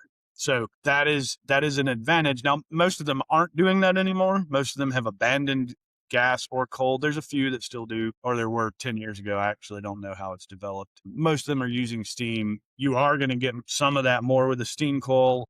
A steam coil, I call it a steam coil. It's not usually a steam coil anymore. It's like a steam cylinder, and they could have changed some of that too. They do a good job in Scotland of pushing the envelope and changing things. They mostly, the way that I started mashing beer, doing batch sparging versus continuous or lautering, continuous sparging, comes from the whiskey making tradition in Scotland, Whereas beer has almost always, before the early 2000s, was almost always continuously sparged. In Scotland, traditionally, they would batch sparge the liquid and sugar off of the grain, using, then the third water would, the third runnings would make up the mash water for the next mash. And that, they don't do that anymore. They have fancy dewatering systems where they get a much higher efficiency, like, I guess, centrifugal spinners and stuff, where they get better efficiency. So Scotch has been good about adopting new technology without changing their product significantly. So they can get 10% more efficiency, but you can't tell in the final product. So does it matter? It does, in the sense that if you went from using direct flame to using steam, that is going to change your product. They did that though 60 years ago, and no one cared about whiskey 60 years ago. So Right. And the few who are still doing the direct fire, I mean, Springbank is usually the people say most obvious example. And I mean, it's got a significant following, but not, and the new plant at Port Natruan on Isla will have that. Cool. But I it's knew not that. always. That's awesome. Yeah. Tough to, it would be pretty impossible to do that in America unless it's outdoors. Yeah. There's some distilleries on farms with legal stills that are outdoors that use like wood fire. That's pretty safe. Right. Using open flame with stills is not super safe over a certain size. When when I was talking to Sukhinder Singh about that a couple weeks ago, that the Port Natruan was tough because not only size wise, I mean, it's going to be a massive facility. There's also no natural gas on Isla, so they have to get other fuel sources in to burn. There's obviously not enough peat to do it, so they're doing a mix of bringing it on. It's a lot, but he's very committed to the direct fire style, that the Maillard reactions and getting that flavor in there, like you said, from older style. How do they heat their boilers without natural gas? Oil or something? I think so. I have to listen back to the episode because he did tell me it's a mix of biomass, and there was a petrochemical in there. I don't think it was natural gas or oil, but I'll go back and check. But definitely portion was biomass. Yeah, but it's also like 1.5 million LPA facility. Yeah. Doing only direct fire, that's a lot of biomass that you have to bring on. Yeah, cool. Yeah. Continuing on, I want to just stop for a sec. Thank you, Justin, for giving me so much of your time today. Next batch is on maturation. You said you've got the 5,000-ish square feet on site where you are, 15,000 square foot across town. In general, what do you also said this one is not, the one where you are is not air conditioned. The other one is somewhat climate controlled. Yeah. So no, we basically at Armor Drive at the main distillery, we have, I shouldn't have said square foot numbers. I probably got them wrong. The front, that's not super important. And the tasting room are air conditioned, and then we have a large office space and event space, which is about 5,000 square feet or a little bit more, I think, where we store a bunch of barrels that kind of surround a large event space. That is somewhat air conditioned. It's kind of like when there's an event, they turn the air conditioning off. And then the very back is actually probably about 10,000 square feet. That's our warehouse. We do store barrels there. I try to use it as a transitory, like we store barrels there, but on their way to Lee and White, the big rick house, that does not have air conditioning, and Lee and White does not have air conditioning. But even without air conditioning, they just don't have a lot of delta. They're old warehouses. They're surrounded by other warehouses, so they don't have external walls. For a lot of them, don't have external walls for much of it. They just don't. I mean, I'm looking at the ceiling right now through a skylight. It's 3 feet thick. Some of that, at least, is insulation. So they just don't get super hot. They don't get super cold. They get colder than they do hot. So they age, all of my ricks age closer probably to something in Ireland or Scotland than they do in Tennessee or Kentucky. It's not where obviously they're going to have a lot of variation based on the level, but they're going to have a lot more delta, warmer temperatures than what I have here in Atlanta. If I were going to build a rick house, it would resemble more like what they use. It'd probably be dirt floor, 6 stories tall, black metal building. Yeah, I don't have that. Right. Got to work with what you've got. Yeah. I will say one last thing. Our sourced whiskey, the MGP stuff, is mostly still at MGP. So that is aging in those warehouses. Some of it's head bung on pallets. Some of it's traditional rickage. side bung. I prefer those. I think everybody prefers those, except Irish, maybe. I mean, I want to know, for not having as aggressive a wood interaction as you could have in the larger tiered rick houses. I mean, just pulling up just one. Sorry, I keep knocking the microphone around. It's a little hard to see on the thing, but this is a Fiddler Soloist 100 proof. I mean, that's pretty dark. That is pretty dark. I've got this. Yeah. I'd have to look up that batch. So Soloist is usually made in 4-barrel batches, blended in 4-barrel batches, and 1 or 2 of them are generally double oaked. So it's somewhere between 25 this one's and 4-barrel. Does it say what percentage is double oaked? No, not this one. It would say it on that side label there. Wit makes these. No, it doesn't say. Wit makes these stickers. We can start putting that on there. Usually they're 25 to 50% double oak. So that's part of that. This one's batch. It's batch 26002. Yeah, I can look it up and tell you. I mean, I've got this one. I got the Big Green Egg and the 8-year American Single Malt. All of these have color that I would normally associate with fully new oak, fully. It is all new oak. It is all new oak, but closer to like at least 8 to 10 years, if not even longer. These are really rich red toned caramels in there. So I don't think of that as gentle aging, shall we call it? Yeah. So yeah, the double oak portion of Soloist is contributing to that, and the age. It is, that batch is probably 7 years. The 8-year single malt. Did we send you the 50%, the 100 proof version? Yes. That was a single barrel cut to 100 proof. That did all of that spent most of its life at the exchange. So it was in our more temperature variable, hotter warehouse. So that is part of it. You're right. No, sorry. I mean, that I might have to adjust this question, but with all because you said that you try to use the one that's on site at Armor Drive rather, as more of a transitory hub if possible. But given all of the products that you have, do you have specific places in the warehouse or specific warehouses that you like to put certain products? Yeah, we do a lot. So what we call twin fiddle, which is double barreled 45% wheat match bill. We call that twin fiddle. I tend to keep more of that here in the transitory warehouse so it can age a little bit, especially for the toasted product. So it can age a little bit more gently. I have one spot that makes proof go up. So that's where things like the syncopation was there. It's not a great spot because it's right next to our fermenters, and it really only fits 15-gallon barrels. We did actually shove our first barrel ever that we're releasing for our 10th anniversary in a little more than a month, was 139 proof earlier this year. And I'm not big on hazmat whiskey, but it sells. So I was like, well, me or Wit, who knows, one of us said, let's shove it over there where the syncopation is and see if it goes up. And it did. It went up over 140 in the last 8 months or so. So we do have some little microclimates that over 10 years we have discovered that we have an area is a really hot, because it's up high, it tends to be hotter. So if we want to, make something that has as much temperature variability and heat as possible in here, we'll stick stuff up there. I don't remember what's up there right now, honestly. I remember we put it up there specifically, but then forgot what it was. And when we take it down, it'll be 2, 3, 4 years from now. I might not even remember. I might not be alive. Who knows? Never know with a whiskey maker. I don't know. You guys, I don't know. It could go either way on that one. You got some who flame out earlier, but also you got, the Jimmy Russells. So who knows? He's what, 94, 95? All right, you did freeze now. Are you talking? There, is that better? You there? Sorry about that, Justin. I'm back. There you are. I'm back. Yeah. Sorry about that. No, that's okay. It's good break time. Yeah. It's been storming here, and we generally never have an issue with the utilities or power going out or anything, but I guess my internet decided it was going to go out today. So no worries, man. No worries. All right. So just because we're a little bit of break, I had one more question on the maturation, and then a couple of products and partnerships.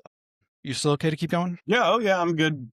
Like I said, I'm here till 5, so you got all. Like I said, I want to be respectful of your time. So I'm not doing anything other than this. Okay. Sounds good. All right. So I'll just re-intro. Sorry about that, folks. Had a little bit of an internet issue. I haven't had that happen before on a podcast, or at least not in a long time, which I'm very grateful for, knock wood. So we were talking about maturation and the warehouses and how there are different microclimates that Justin, you and Wit and the team have found that work. So something else that I really wanted to ask you, and this comes from meeting you at BCB and trying a few of your whiskeys, and then also from trying the ones that you and the team were generous enough to send up, is, you've said you like thick whiskeys. Mm-hmm. Whether you use the word mouthfeel or coating or whatever, what have you, Body. thick. Yeah, body. But correct me if I'm wrong, you also like ones that have a significant either wood or oak influence to them. That is actually something I've kind of grown into. I definitely can't. My preference for wood character in 2016, 10 years ago when we started, definitely more towards used barrels.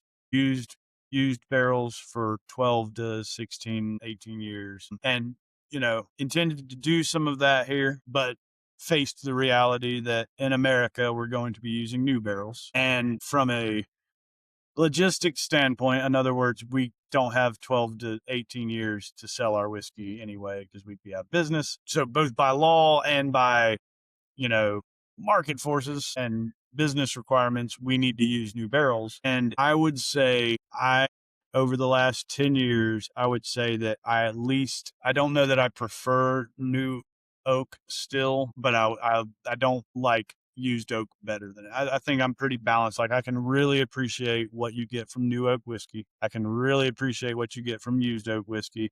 For the whiskey I make here, new oak actually works really well because my spirit character is so strong because of the grain in fermentation and distillation and traditional pot distillation. And I can, so I think what a lot of people kind of don't fully understand about pot distillation cuts is that the hearts of the spirit cut, the second distillation, the hearts of the spirit run in the second distillation are not the most flavorful cut. Though that spirit is not unflavorful, but it is a lot of the flavor in the whiskey is contained in the heads and the tails. And what you're trying to do with your cuts is get enough of the flavors from the heads without the bad stuff you don't want for whatever spirit, and ditto for the tails. Get enough flavor from the tails, but don't ruin the whiskey. With the grain in pot distillation, the entire, especially with using, all two-row barley or really flavorful mashes,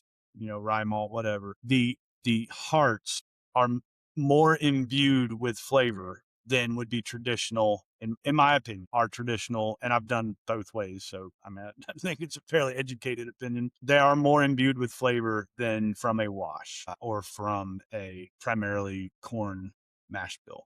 So my spirit is very flavorful. In a used barrel, it's still nice. It's even more spirit forward because it's very flavorful. It holds up to new oak pretty well. And the new oak brings a lot. And frankly, I think my style of whiskey making has developed alongside not just the way I'm doing it here, my process that, I came up with or borrowed from the past, whichever way you want to say it. It's developed in tandem with using new oak.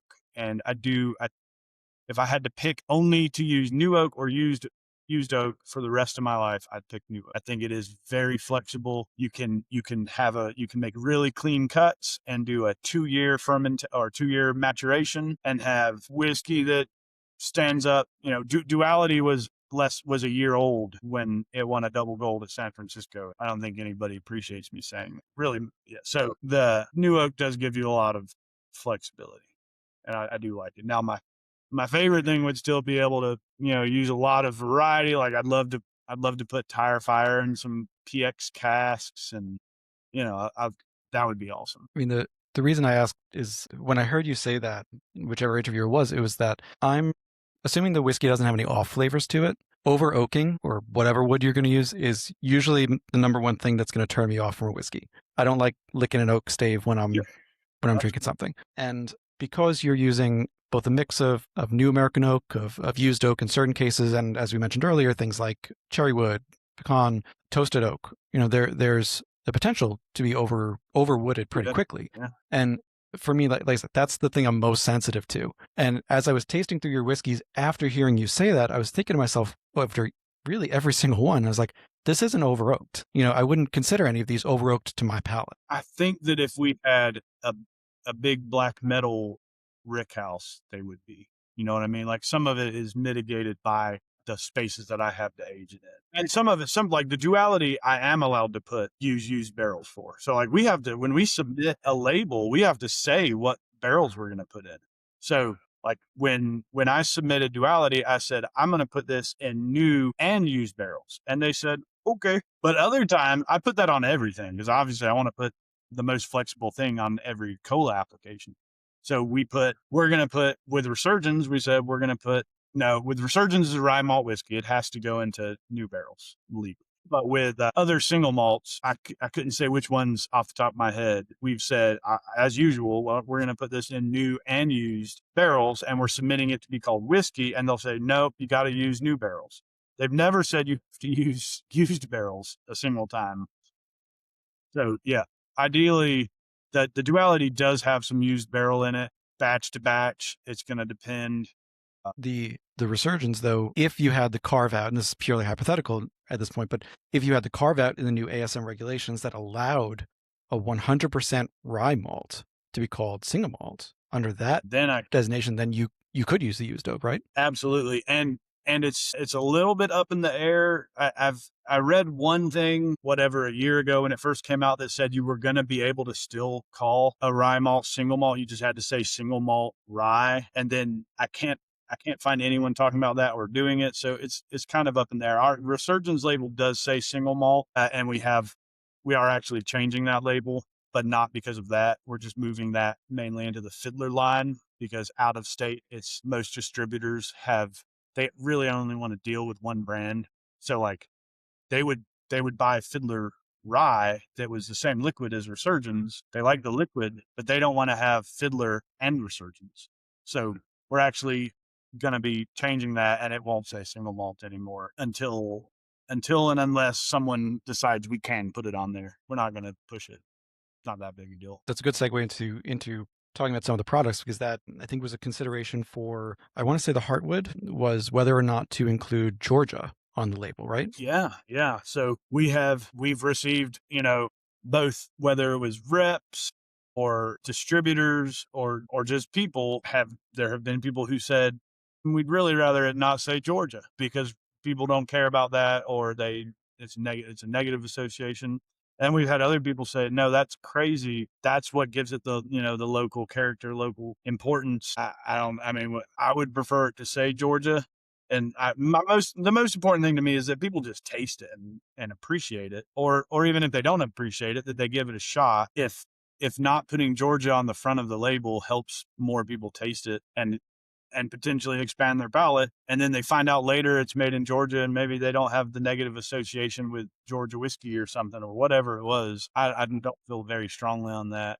Currently, we are leaving Georgia as Georgia. We're leaving Georgia Heartwood as Georgia Heartwood. I do think we sent it. Someone didn't want it, and so we just made a label that just said Heartwood, and we've used it. Generally, I think people like the choice. I would think so too. It feels like, this is a generalization, but coming from a consumer standpoint, it feels like we tend to like knowing the nuance of where something is. Well, the market has definitely changed too since we got that feedback, right? Right. 3 years ago when we were getting that feedback, there was how should I say this?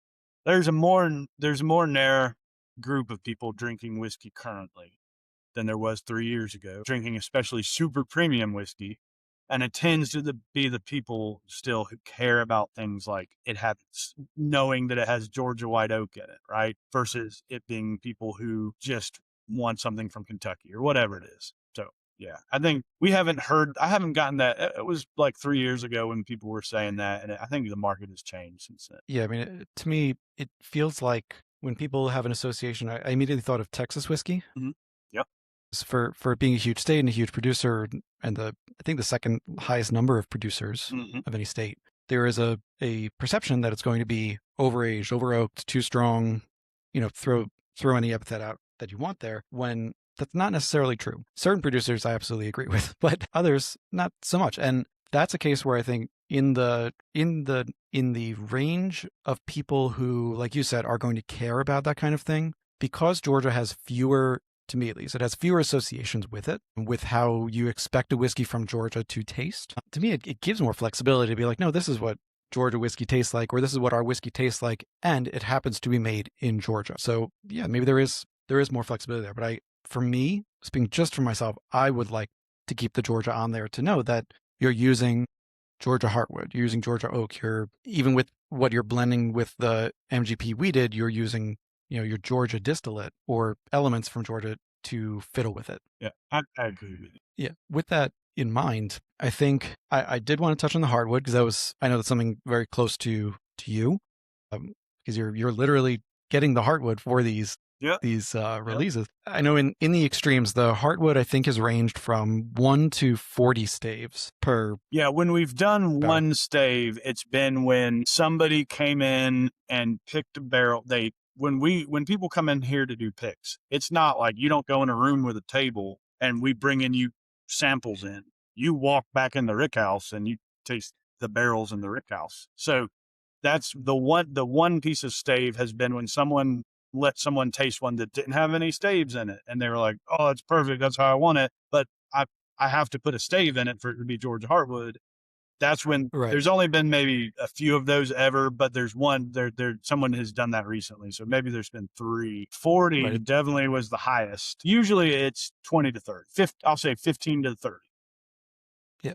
And it's always the extremes are always. Yeah. But when you said that you said this in the context of all the products, but I think it's really applicable to ask about it here. You're looking for the batch to batch consistency. And even when you're doing single barrels, we talked about the cherry cola kind of note for different whiskey, but you don't want it to be so far out that it's not recognizable as hardwood. So when you're working with, let's say, that range of 15 to 30 staves in a cask, what do you taste through? Or what's your criteria for saying, okay, we're going to put 15 in there versus 30? No, I don't taste those barrels before I put wood in it. That would be way too complicated. The barrels are all, so with Georgia Heartwood, I'm not going for consistency. I mean, I want it to meet certain expectations. In other words, be really oaky. That's what it's like the IPA of bourbon, or at least, for us it is. That's because you're triple oak too. Yeah, it's triple oak. Yeah. So you're getting, it's impossible for it to be consistent. It's 90% of it is single barrel cells. Picks. People want them to all be different. We do make batches for out of state, but most of all Georgia Heartwood is done as single barrel picks. You're getting each batch of distillate that goes into, say, a batch of 8 or 10 barrels, because we're going to harvest it. So each one of those batches of distillate is going to be a little different, that we harvest out of the original barrel and then put into a second barrel. And each one of those second barrels we put into is going to be different. And then the Heartwood's a little different every time. And then I'd choose a random amount of Heartwood to put in each barrel, and that's different. So it's just, those barrels are always a little bit different, as long as they tend to be pretty oaky. Eventually someone picks them all, they're always good, but I don't taste a Georgia Heartwood barrel, or I don't taste Georgia Heartwood's made from what we call twin fiddle, which is just rebarreled 45% wheat. It wasn't originally, it's been other stuff too, but now it's all, we make too much to make it from my distillate anymore. So when I go to put Heartwood in it, I don't taste them and say, this needs 15 pieces, this needs 30 pieces. They're all going to be different. So I say, I'm going to put 15 in this one, 20 in this one, 25 in this one, 30 in this one, and then start over. And then it just is what it is. They're so wildly different barrel to barrel. They have just so many factors that go into them. And then also we have these different barrels. So like, you right there in the rick house, if you go in there right now, you've got barrels, toasted West Virginia barrels, which are all toasted, then charred. Then you've got probably a third of them, maybe half of them are that. And then a third of them are from Gainesville Cooperage, which was a cooperage in Georgia. They were using Ozark wood, but they're a different shaped barrel. They're a smaller barrel. They're like 48 gallons. They're out of business now. That's where my Georgia oak barrels came from. And then a third of them probably are ISC. And some of the ISC will be spiral cut. Some of them will be just regular toasted or regular charred. Some of them sometimes are toasted. Not many of them are toasted. Some have toasted heads or something. So there's a lot of variety with the Georgia Heartwood. I don't try to design each barrel. I guess someone would say that they did that, but I'm a radical honesty guy. I put the Heartwood. No, it's appreciated. I think in some ways it feels like the way you talk about it, for someone who prides themselves so much on, like I said, the batch to batch consistency of, let's say, other product lines. Yeah. Is this an opportunity for you to kind of go, a little more Joker-esque rogue and just be like, I'm going to try this. Yeah, because it's the customer. It wants it to be different because they're picking it. They want each one to stand out so they can say, this one has these tasting notes. It's not like any other. So I just kind of lean into that. And it's not just a little different. They can widely vary, both in color. You get some pretty strong color differences. The amount of, ethanol that you perceive, they're all going to be between generally 110, 120 proof. But sometimes you'll hit one that tastes really hot. Sometimes you think you're drinking something that's 80 proof. There's just a lot of variety, and people seem to like that when they do barrel pick. So it's just kind of leaning into that preference for having individualized whiskey. See, this is what happens. The question that I lost before just came back, which was it referenced your proofs, which was other than the syncopation, which was as going to the hazmat, or the first barrel you have, which has been aging for almost 10 years now. You were saying that the proofs generally don't go up into those hazmat ranges. No, not so right. And I think that it was more it testifies to the idea that you're not going in at the highest end of the entry point. Usually not for most things. Usually not. So it speaks to the fact that you're where I like right. Yeah. So it speaks to the fact that you're not getting these huge variations in barrel interaction and the huge temperature swings that are going to get to a hazmat level. You're sticking pretty close to barrel entry versus barrel out. Yep. Usually you're pretty close. So that's maybe you're gaining a few points on the upper end, but not crazy. So that's going to be a gentle aging right on paper. Sorry, that honestly, just came back to me. So I think that's almost always the best when you for actual take consumer preference or market preference. Just as a whiskey maker, I think it's the best whiskey is usually coming from balanced evaporation. That's my not super professional. Yeah, no, you've got 25 years. I think you've got a professional opinion there, but I tend to agree. I definitely went through the hazmat phase. I think most of us go through that at some point. There are a couple that I've really enjoyed that are even in the high 130s. It's just not what I'm going back to day after day. It's certainly not what I consider the most balanced. I have come around to cask strength. So when cask strength really started growing a lot about when we opened, and then hit crazy growth numbers around COVID. And, obviously coming from single malts, especially, it's not really as much a thing. And I felt like it took away some of my ability to design. So like the original Druid Hills, we proofed every batch to different proofs and decided where it was best and then cut it to that proof. And that was part of designing the whiskey. And so I felt like cask strength was taking one of those arrows out of my quiver. Also just enjoyed doing that. But I have really come around to cask strength as a boon for consumers, because now the consumer, you adding water to the whiskey is no different than me adding water to the whiskey. It's just you're getting to have that experience. You're paying $50 to $100 for a bottle, whether it's mine or someone else's. Now you get to add 3 drops of water, drink it exactly how it came out of the barrel. We don't cut it at all. We take it out of the barrel, into the tank, bottle it, and put that proof on it. We don't add any water at all, which you're allowed to in some situations. So you're able to now get that experience of tasting it exactly out of the barrel, and then deciding how you like it best. You can cut it all the way to 80 proof and not worry about the haze, right? Or you can cut it to 100, whatever. You get to have that. And I do like that. I do like that extra experience and benefit that gives to the customer. So I have come around on that, kind of like I have on new barrels. I do appreciate cask strength a lot for that purpose. And on speaking to, I think, changing consumer tastes as well, this is a very pertinent and time appropriate question. A couple months ago, you were on Single Malt Frontier with Doug, and I think Philip was on that too. You had said that you were talking about the American Single Malt, which I have the 8-year-old that came out. It was late in 2025, right? Yep. So when we released that was in, I want to say December last year, maybe it was November. Me and my partners and Whit, and we all disagree. We have healthy disagreement. Some people wanted to cut it and release it at 95 or 100 proof, and some of us wanted it to be at cask strength. I was in that crowd. And so we said, well, we'll do 2 barrels. We'll harvest one and cut it to 50% to 100 proof. and we'll harvest one and leave it at cask strength. And people tasting it were about evenly split with, on the day of the release and since, about evenly split. We have no more of the cask strength though. We've sold all the cask strength of that first barrel. We've sold 4 barrels probably of cask strength, and we still have some of that first barrel of 100 proof. So the cask strength sells better. Whatever you think about it, it is very good at 100 proof. The cask strength sells. I hear what you're saying there. When you in the context of talking about the American single malt, and you said this earlier in the interview too, where you have seen more people talking about single malt and wanting to talk about single malt than as a proportion of people who want to talk about bourbon or even rye.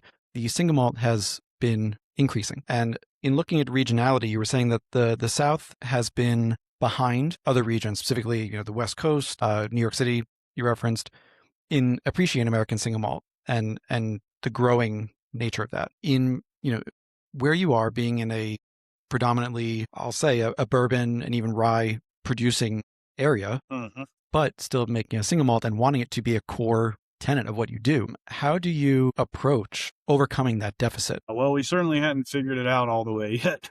I mean, we generally, in general, we win when people taste our stuff and just ignore what it says. And just when whiskey people taste our whiskey without knowing what it is, if you taste one of my cask strength American single malts, the 8-year-old, and you're a bourbon person, unless you have a very narrow palate, which some people do, you are going to like, and it will likely change your mind about what an American single malt is or can be. I've got a big bourbon group in conjunction with a store recently picked a barrel of Optic Promise, which is different of my single malts. It's 50% Optic malt, 50% Golden Promise malt. It's a great whiskey, very unique. They picked a barrel that tastes like peach sweet tea, and it's just fantastic. One of my favorite barrels ever. And James, the guy who does a lot of the picks for BS and Bourbon, he had to run it by the store owner. He didn't tell him what it was. James already loved it, and he just said, "Here, try this," and he was like, "Whoa!" If he'd said this is a single malt, he would have come into it with a biased idea. Yeah. And James is selling it to his people anyway, so it wouldn't have been even like, oh, it's gonna be hard to sell. It would have been, his mind would have already been telling him something that he should think about this whiskey, but instead of just listening to his nose and his mouth, that's the biggest thing we can do is just American distillers need to make good ass American single malts and then get people to taste them. And it's just hard row to hoe sometimes, when people do have a lot of preconceived notions, some of which are warranted. There have been more than a few not super great craft distilleries in America, and some of them were making single malts. More of them were probably making not very good bourbon. So it is just something we're continuously striving for. We do a big party every May called Malt Mania, where we release some of our favorite single malts from the warehouse. And, that grows every year. And I think eventually, the industry, not the industry, but the industry is changing, but the market has changed a lot and is continuing to change. A lot of times people talk to me about American single malts in the context of it's going to be the next big thing, which people have been saying for a long time, and which people are going to tend to say to me because they know I love it. You know what I mean? Whereas they might say to their buddy, I don't know about that American single malt stuff. Right. I don't know. I'm excited. I have a bunch of it, but I have a bunch of other stuff too. I mean, we hedged our bets for sure, made a lot of different things. No, I like the story of the person just going on the taste, just bringing it with the taste, not the preconceived. You're right. I have 2 more questions for you on production, or on the products, I should say. 3. So the first one is, this was just on either the last interview or the second to last interview I listened to, which was that a couple of the products that you have, like the Resurgence Rye and Duality, are going to be bumped up to 92 proof soon. Yep.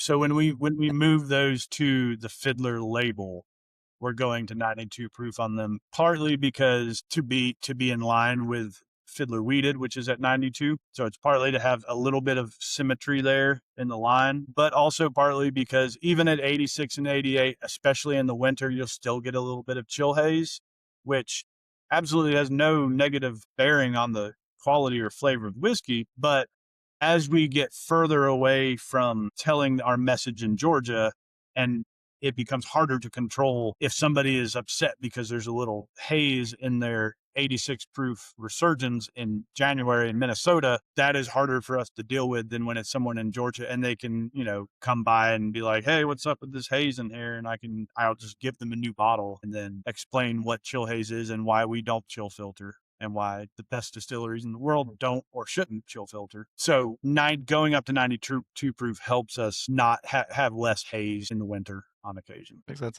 It's a small change in proof, and I don't know if it will change, but in switching the proofs to a little bit higher and also moving it to the Fiddler label, do you foresee that changing the price points? Nope. It's all staying the same. What changes the price point is going to different states. So that's not really my department, but each different state is going to have different, markups and stuff. So that can change the price point, but we're not raising the price point going to 92.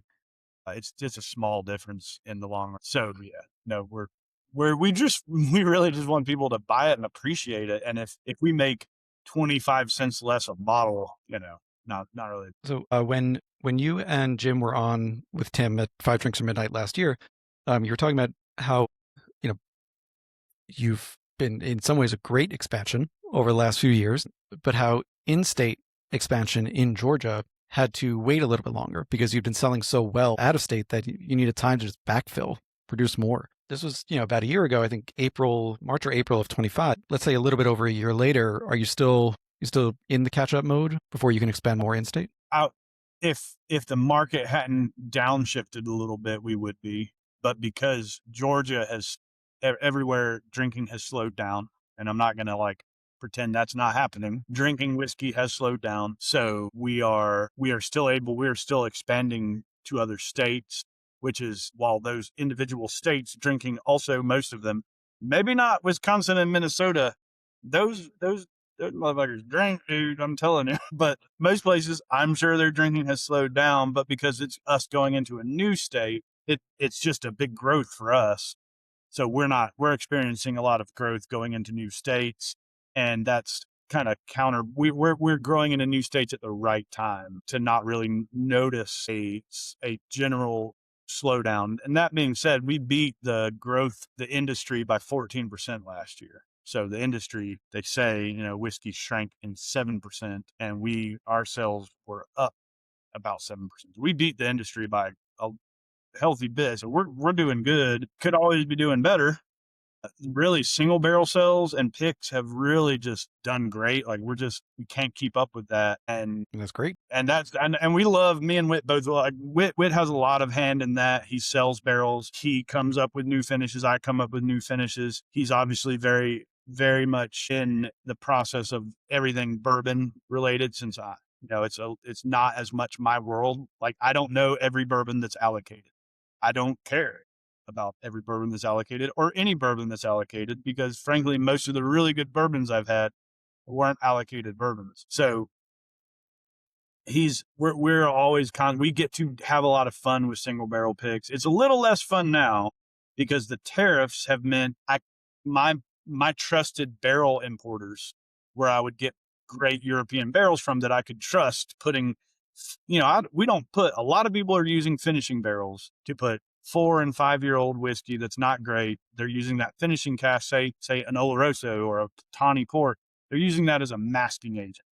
We are putting 7 and 8 year old whiskey, bourbon or rye in those barrels, usually bourbon, in those barrels. We're putting our best stuff in those finishing barrels. It's not what a lot other people are doing, that not what most people do. And now I can't really get the barrels because they quit. The tariffs made it so hard to import the barrels at a price that people feel like they can sell, that they're just not bringing them in, and that kind of sucks. So now all I can get is tequila, I think it's okay, but apparently it's been kind of not as appreciated in the bourbon world. And I can get Jamaican rum, which again, I think makes a fantastic finished bourbon. We've done well with using those in our cigar batches, and we are doing some of those, but yeah. So right now, no more PX or Oloroso or Tokai and all this stuff I love and wish I'd bought a lot. Yeah, I hear what you're saying. I guess we can't say hopefully. I really have no idea what's going on with I don't either. Tariff situation right now. It's down the list of things we got to worry about. Anyway, with the economics. But something else that came up when I was looking through products, and I happened to be tasting from another distillery or two that it wove into this is what I'll call your propensity to challenge, purposely or not, to challenge trademarks. So We don't, for example, trademarks our own thing. We get our trademark, we get our stuff challenged. right, that's probably a better way to put it. But, for example, you did, I'm just going to rattle a few off here. You did a Stranger Things themed bottle that wasn't challenged. Burns Night whiskey was challenged by the Scotch Malt Whiskey Society. It was challenged multiple times because originally it was to be called Southern Highlander after a book that I love from one of the founders of the Great Smoky Mountains National Park, Horace Kephart, and it's called Our Southern Highlanders. And so I was calling that whiskey Southern Highlanders, and they said, no, you can't call it that. We own Highlanders. And so we called it Burns Night. Then they said they owned Robert Burns. We did win that. Yeah, he's a little, I still don't agree with the Highland thing that they own Highlands, but Virginia Highlands Burn, is a just they got, so yeah, whatever. I know, but I think they lost that as well. Who did that? Oh, But that. yeah, they were able to still sell what they had already labeled as that. That was kind of the agreement. They were able to sell off what they were done, but any new labels had to take off Highland. Oh, I didn't know that. I hate that. Yeah, it's just more confusing for the consumer. Yeah. As far as I know, so I happen to have a bottle of Cavalon that I'm waiting to taste. They have Solist whiskey. That trademark is dead. We registered. I came up with the notion. So Soloist comes from, originally we used most of our pot still bourbon. We were blending that in various degrees. Probably average over the years was 25, 30% into the 45% wheated bourbon. That was called Fiddler Unison. And unison is when, say, two fiddlers are playing the same melody, or playing the same thing at the same time, playing in unison. So that was our distillate with the 45% distillate playing in unison. And then once that product got to be, so the volume got to be higher, then so then we came out with Fiddler Soloist. I skipped a step. Then we said, well, if you're just selling one, it'll be called Fiddler Soloist, because we couldn't call it what it was originally be called because it was taken. So we called it Fiddler Soloist, which is just one of the two things in unison. And I looked up the trademark, and the Cavalon Solist was an abandoned or dead trademark. So we actually we got the trademark for Soloist. They had, for what, I don't know the story behind it, but we do have the trademark for Soloist. I don't know whether they quit making it or just abandoned the trademark. I don't know what happened. I'm looking to get an interview with them, and I have to ask, because that's very interesting. They're not that old. It's not like it was a 30-year or 25-year trademark that expired. So interesting. So you got two others too that with Fiddler Antique. So obviously people are going to think Antique 107. Right, yeah, that you can't generally, super general terms like that usually can't be trademarked. So like I wanted to make Fiddler Chinkapin, and West Virginia was going to make me some barrels from Chinkapin oak, which makes a really good flavor whiskey bourbon. And so, yeah, I was telling my partner, Charlie, who's the lawyer, and he was like, well, let me see if I can trademark it, because that's his job. And they said, I think the lawyer even said, no, you can't trademark that because Chinkapin's a general oak term. So antique falls into that. Now, sometimes you can trademark that. Like if you're Jack Daniels and your trademark is from 1907 or whatever, you can trademark the term old time. So I'm an old time fiddler, and we're not allowed to say anything about old time on the labels because Jack Daniels does own the trademark for old time, which generally you can't trademark such a general term, but the rules in 1900 are different or whatever. That's how they. Gotcha. So it's like the reverse of ex post facto. And the last one, I only heard this mentioned once, so maybe it has gone away, but at the ASW exchange, you had what you called Malt Disney. Yeah, that's that. We didn't come up with that. That was the whiskey. The ASW Whiskey Exchange is in a complex with what used to be 4 breweries and us. Now it's 2 breweries and us, as has been happening. So that was a term that some people, the kids started calling the area Malt Disney because, or maybe one of us came up with it. I didn't come. That was just what people were calling it. We also had Alcohol Island, which was when we're right next to Sweetwater Brewing here on Armour Drive. And at one point, the entire I-85 burned and collapsed 9 years ago, and you couldn't get on our road. It was an island, so we called it Alcohol Island. We did come up with it. So I guess it's fair to say then you're not going after like picking fights with for trademarks. Like with It just Burns Night, we legitimately did contest that because we dispute that is something that Scotland can own the term Robert Burns or anything. They said they owned anything having to do with Robert Burns, and that my partner Charlie genuinely felt like contesting that, even though we bottle like 2 barrels of Burns Night a year. We had no reason to really contest it. We should have just changed the name. I'm sure it took, I bet he wished he could get all that time back because he did it himself. But that was kind of the principle of the matter, you know? yeah. So If you can't own a generic term, to me that also reads you can't own a person. yeah, usually you're not allowed to. So and they said you're not. So we are not trying to pick fights or anything. I don't know. We come up with something we think is clever or funny, and then sometimes it turns out we're not supposed to do that. Whoops. So with that, I just have a couple more questions for you. The next section is on your partnerships. So the first one is, it's not an official partnership, but I wanted to mention it, which is Lost Lantern. Yeah. Yep. So they picked a few barrels to put out as part of the spring collection for 2026. I think it was 4. And I think they got 4. I shipped them to them. I think it was 4. Right. Yeah, I think it was 4 barrels, but I think they only used 3 of them for the spring release. So I think they held one back. But as far as I heard, as far as you know, and as far as I know too, it's the first Fiddler that you've sold to another person to sell under their label. Yep. As far as I know. Yeah. And so, so the only other time we've done it was a little bit after that. It may have come out before, if we sold it to them after we sold it to Lost Lantern, but it may have actually come out before. It wasn't Fiddler though. It was Resurgence, and it was it was a baseball related release, like from each city that there was a Major League Baseball team in or something. They were going to blend them all together. I actually have no idea whatever came of that. So yeah, we sent a barrel to that. We have not sold many barrels out of the facility. We have a bunch. We'd rather sell it under our label if we can. I was thinking, being a huge fan of theirs, I know I've spoken to Adam and Nora about picking barrels from either places that have never done a single barrel before or places that have and just rarely, if ever, send out under their own label. From your side, what was the conversation like with them that convinced you, okay, they're people who we can trust to do this and we haven't before? I would say I probably had the most reservations, candidly.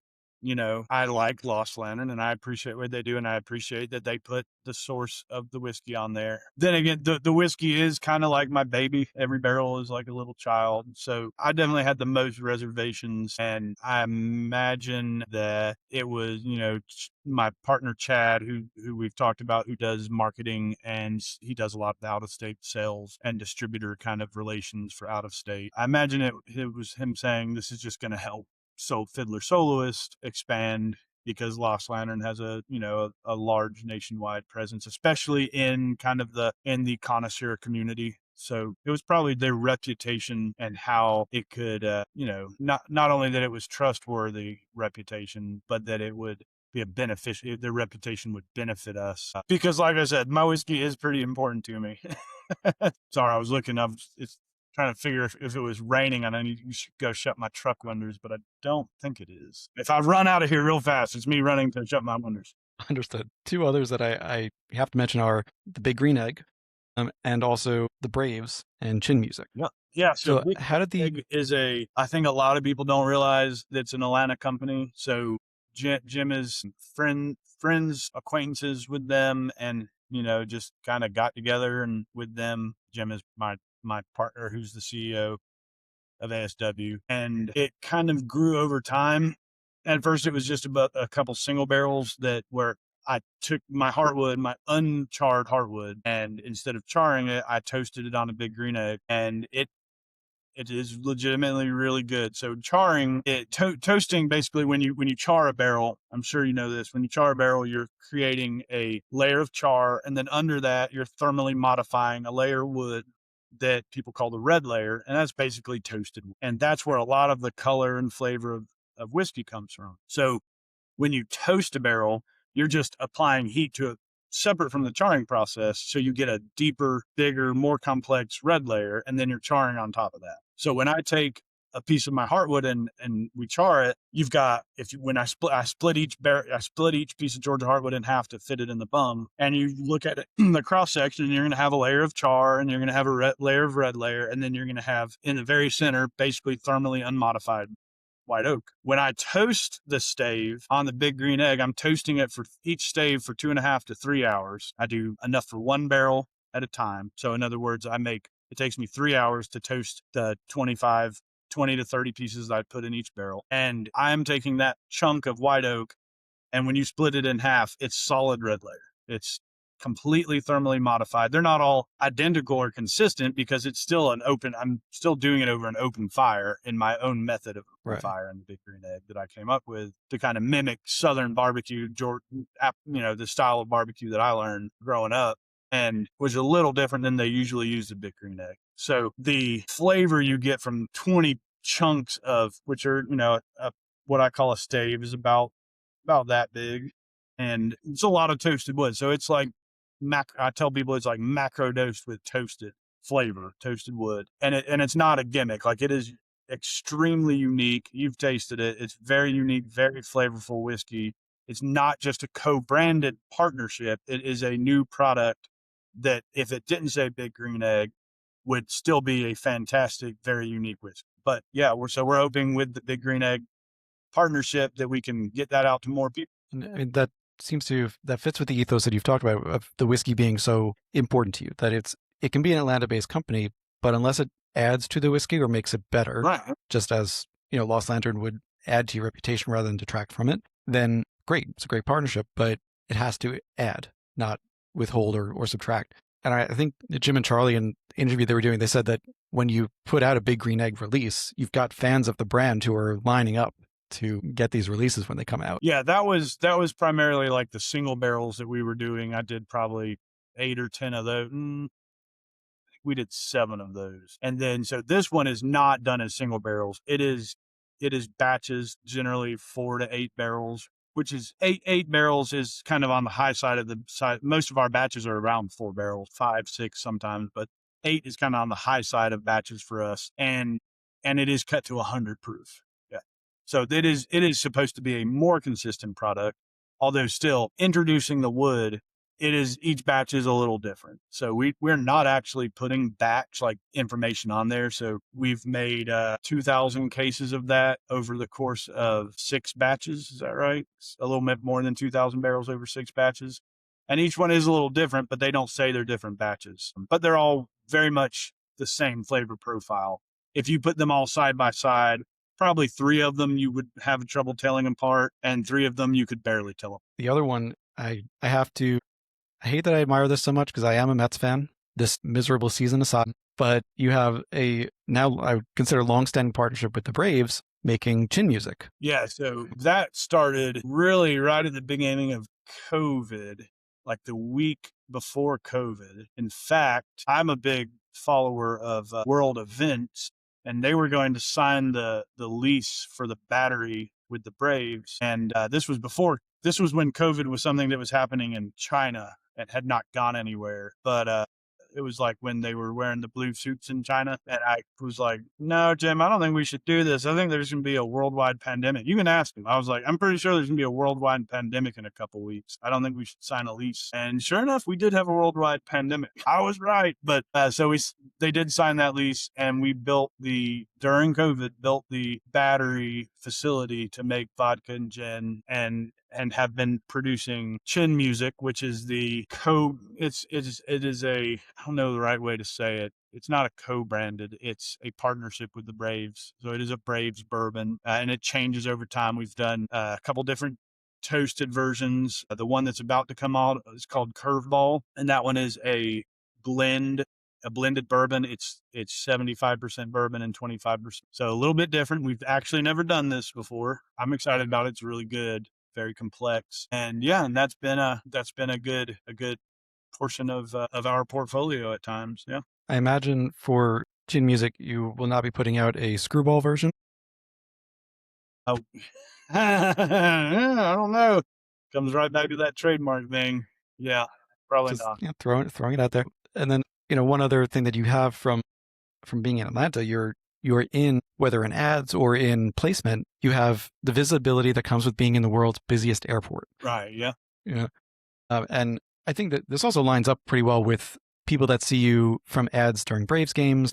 There was a stat that, basically a quarter to a third of people who go to Braves games are coming from 100 miles plus away. So they're in the surrounding states. It's a home team that I hadn't really thought of this, but it's a home team for a bunch of the surrounding states, Tennessee, the Carolinas, Right, even northern Florida. Yeah. So there is that visibility, and it kind of goes back to the question of balancing expansion and meeting supply and demand. But how do you, when you have all this visibility, and I'm speaking across the portfolio, not just about chin music, but when you have this visibility between the airport and the Braves, how do you balance that excitement and the exposure with the real constraints that you have on, can we supply this excitement and exposure? Well, we do have a lot of whiskey, and it was tight a couple years ago from an age perspective, because there's always probably in any distillery, I imagine there's always a push and pull where I am always trying to let stuff get perfect, and my business partners are trying to let stuff not go out of business, right? So we've always had a push and pull where I'm like, well, I really want Resurgence to be 6 years old, and they're like, we really want to pay the gas bill or whatever, So I never want something to leave our facility I'm not happy with, but it's tough with whiskey because you never know exactly if there's times when whiskey gets worse, but you never know when you bottle it if it could have been a little better if we just waited 6 more months or 1 more year or 10 more years, right? So it is always a trade-off and sometimes a tough decision. But at this point, we have so much 6 to 10-year-old whiskey that we can both distilled here. I mean, I have 3,000, I should probably know it off the top of my head, 3,000 barrels of in-house distillate and more than that at source. So we have enough now. We don't necessarily we don't have to worry about being supply constrained, not in the current environment either. So not that was an issue at different times of our existence when I was trying to keep, when I always wanted Resurgence to be never less than 4 years old.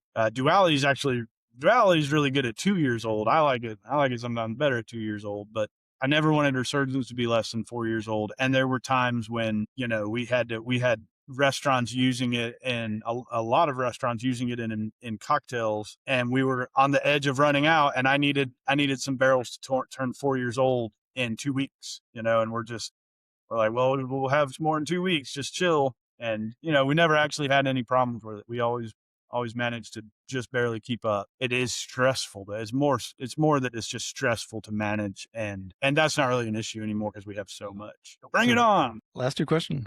Yeah. Last two questions for you. I know that this has been it might be one of, if not my longest interview on the main podcast. And I've really enjoyed it. I did too. You have really good questions. It's really good. So second to last one for you is, this was an interview in March of 23 on the Bourbon Road. This was Chad and Witt, so you weren't on this one, but 3+ years ago.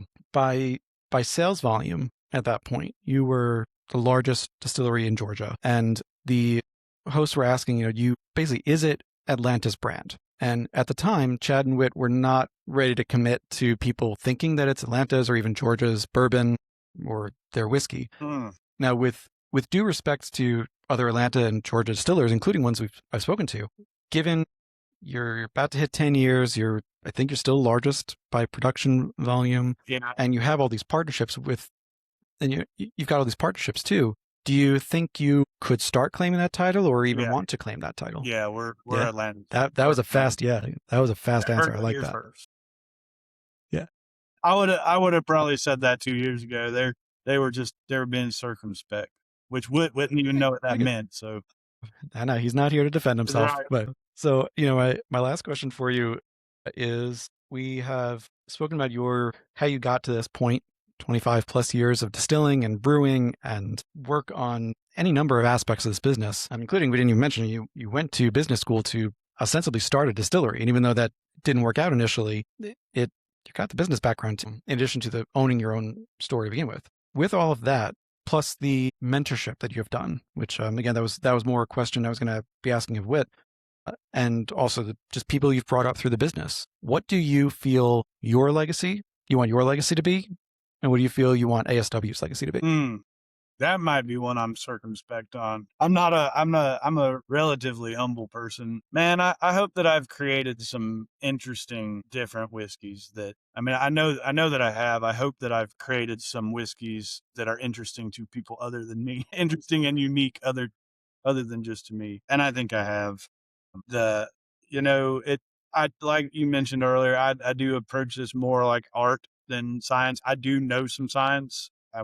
I was not like, I didn't take chemistry in high school. I learned science through being interested in brewing and distilling, but I'm primarily an artist. So I guess that my whiskey is, my paintings or my poems or whatever, anything an artist would do. And so as an artist, you want your art to be appreciated and acknowledged. So yeah, I hope that is a legacy that, and I hope that, I can have been part of the growth of American single malts and the acceptance of American single malts. And in a larger sense, the growth and acceptance of craft distillings, true craft distilling. Obviously, we do both craft and sourced. Not many people do that in the size of both that we do.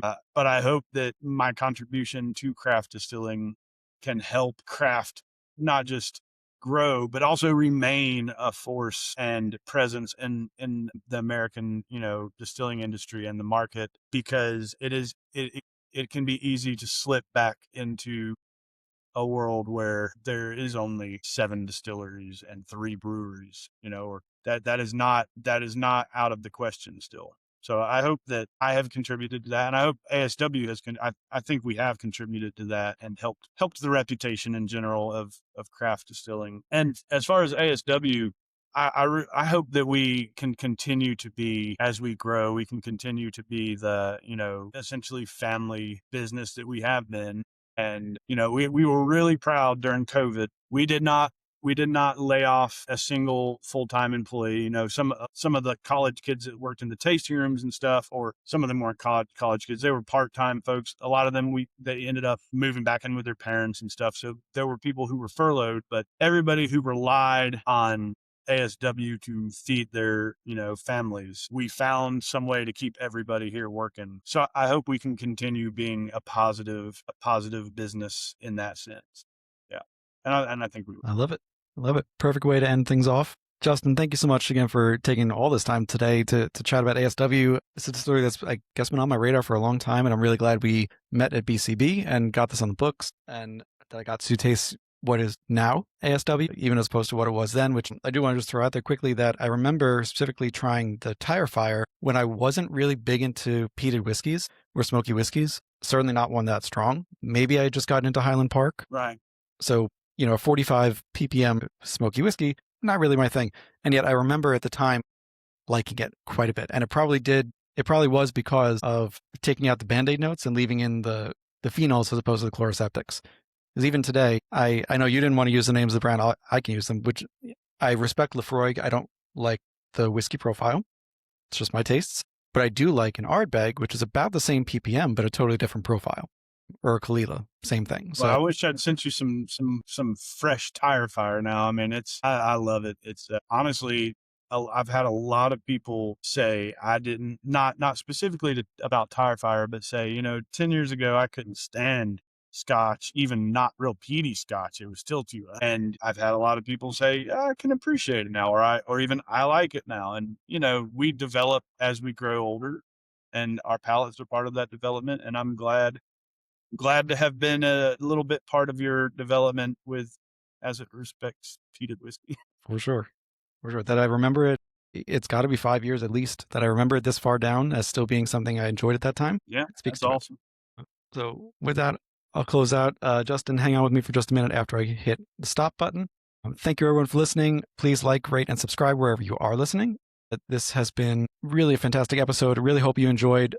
Let's keep the 5-star ratings going on Apple Podcasts or Spotify. If there's anything you would like me to change, please reach out. Let me know. If there are guests you'd like to see, please let me know. That's how we get things. Let's try that again. That's how we get guests on the show, is either people I'm interested in, people I meet, like Justin, and people who get recommended to me. So keep them coming.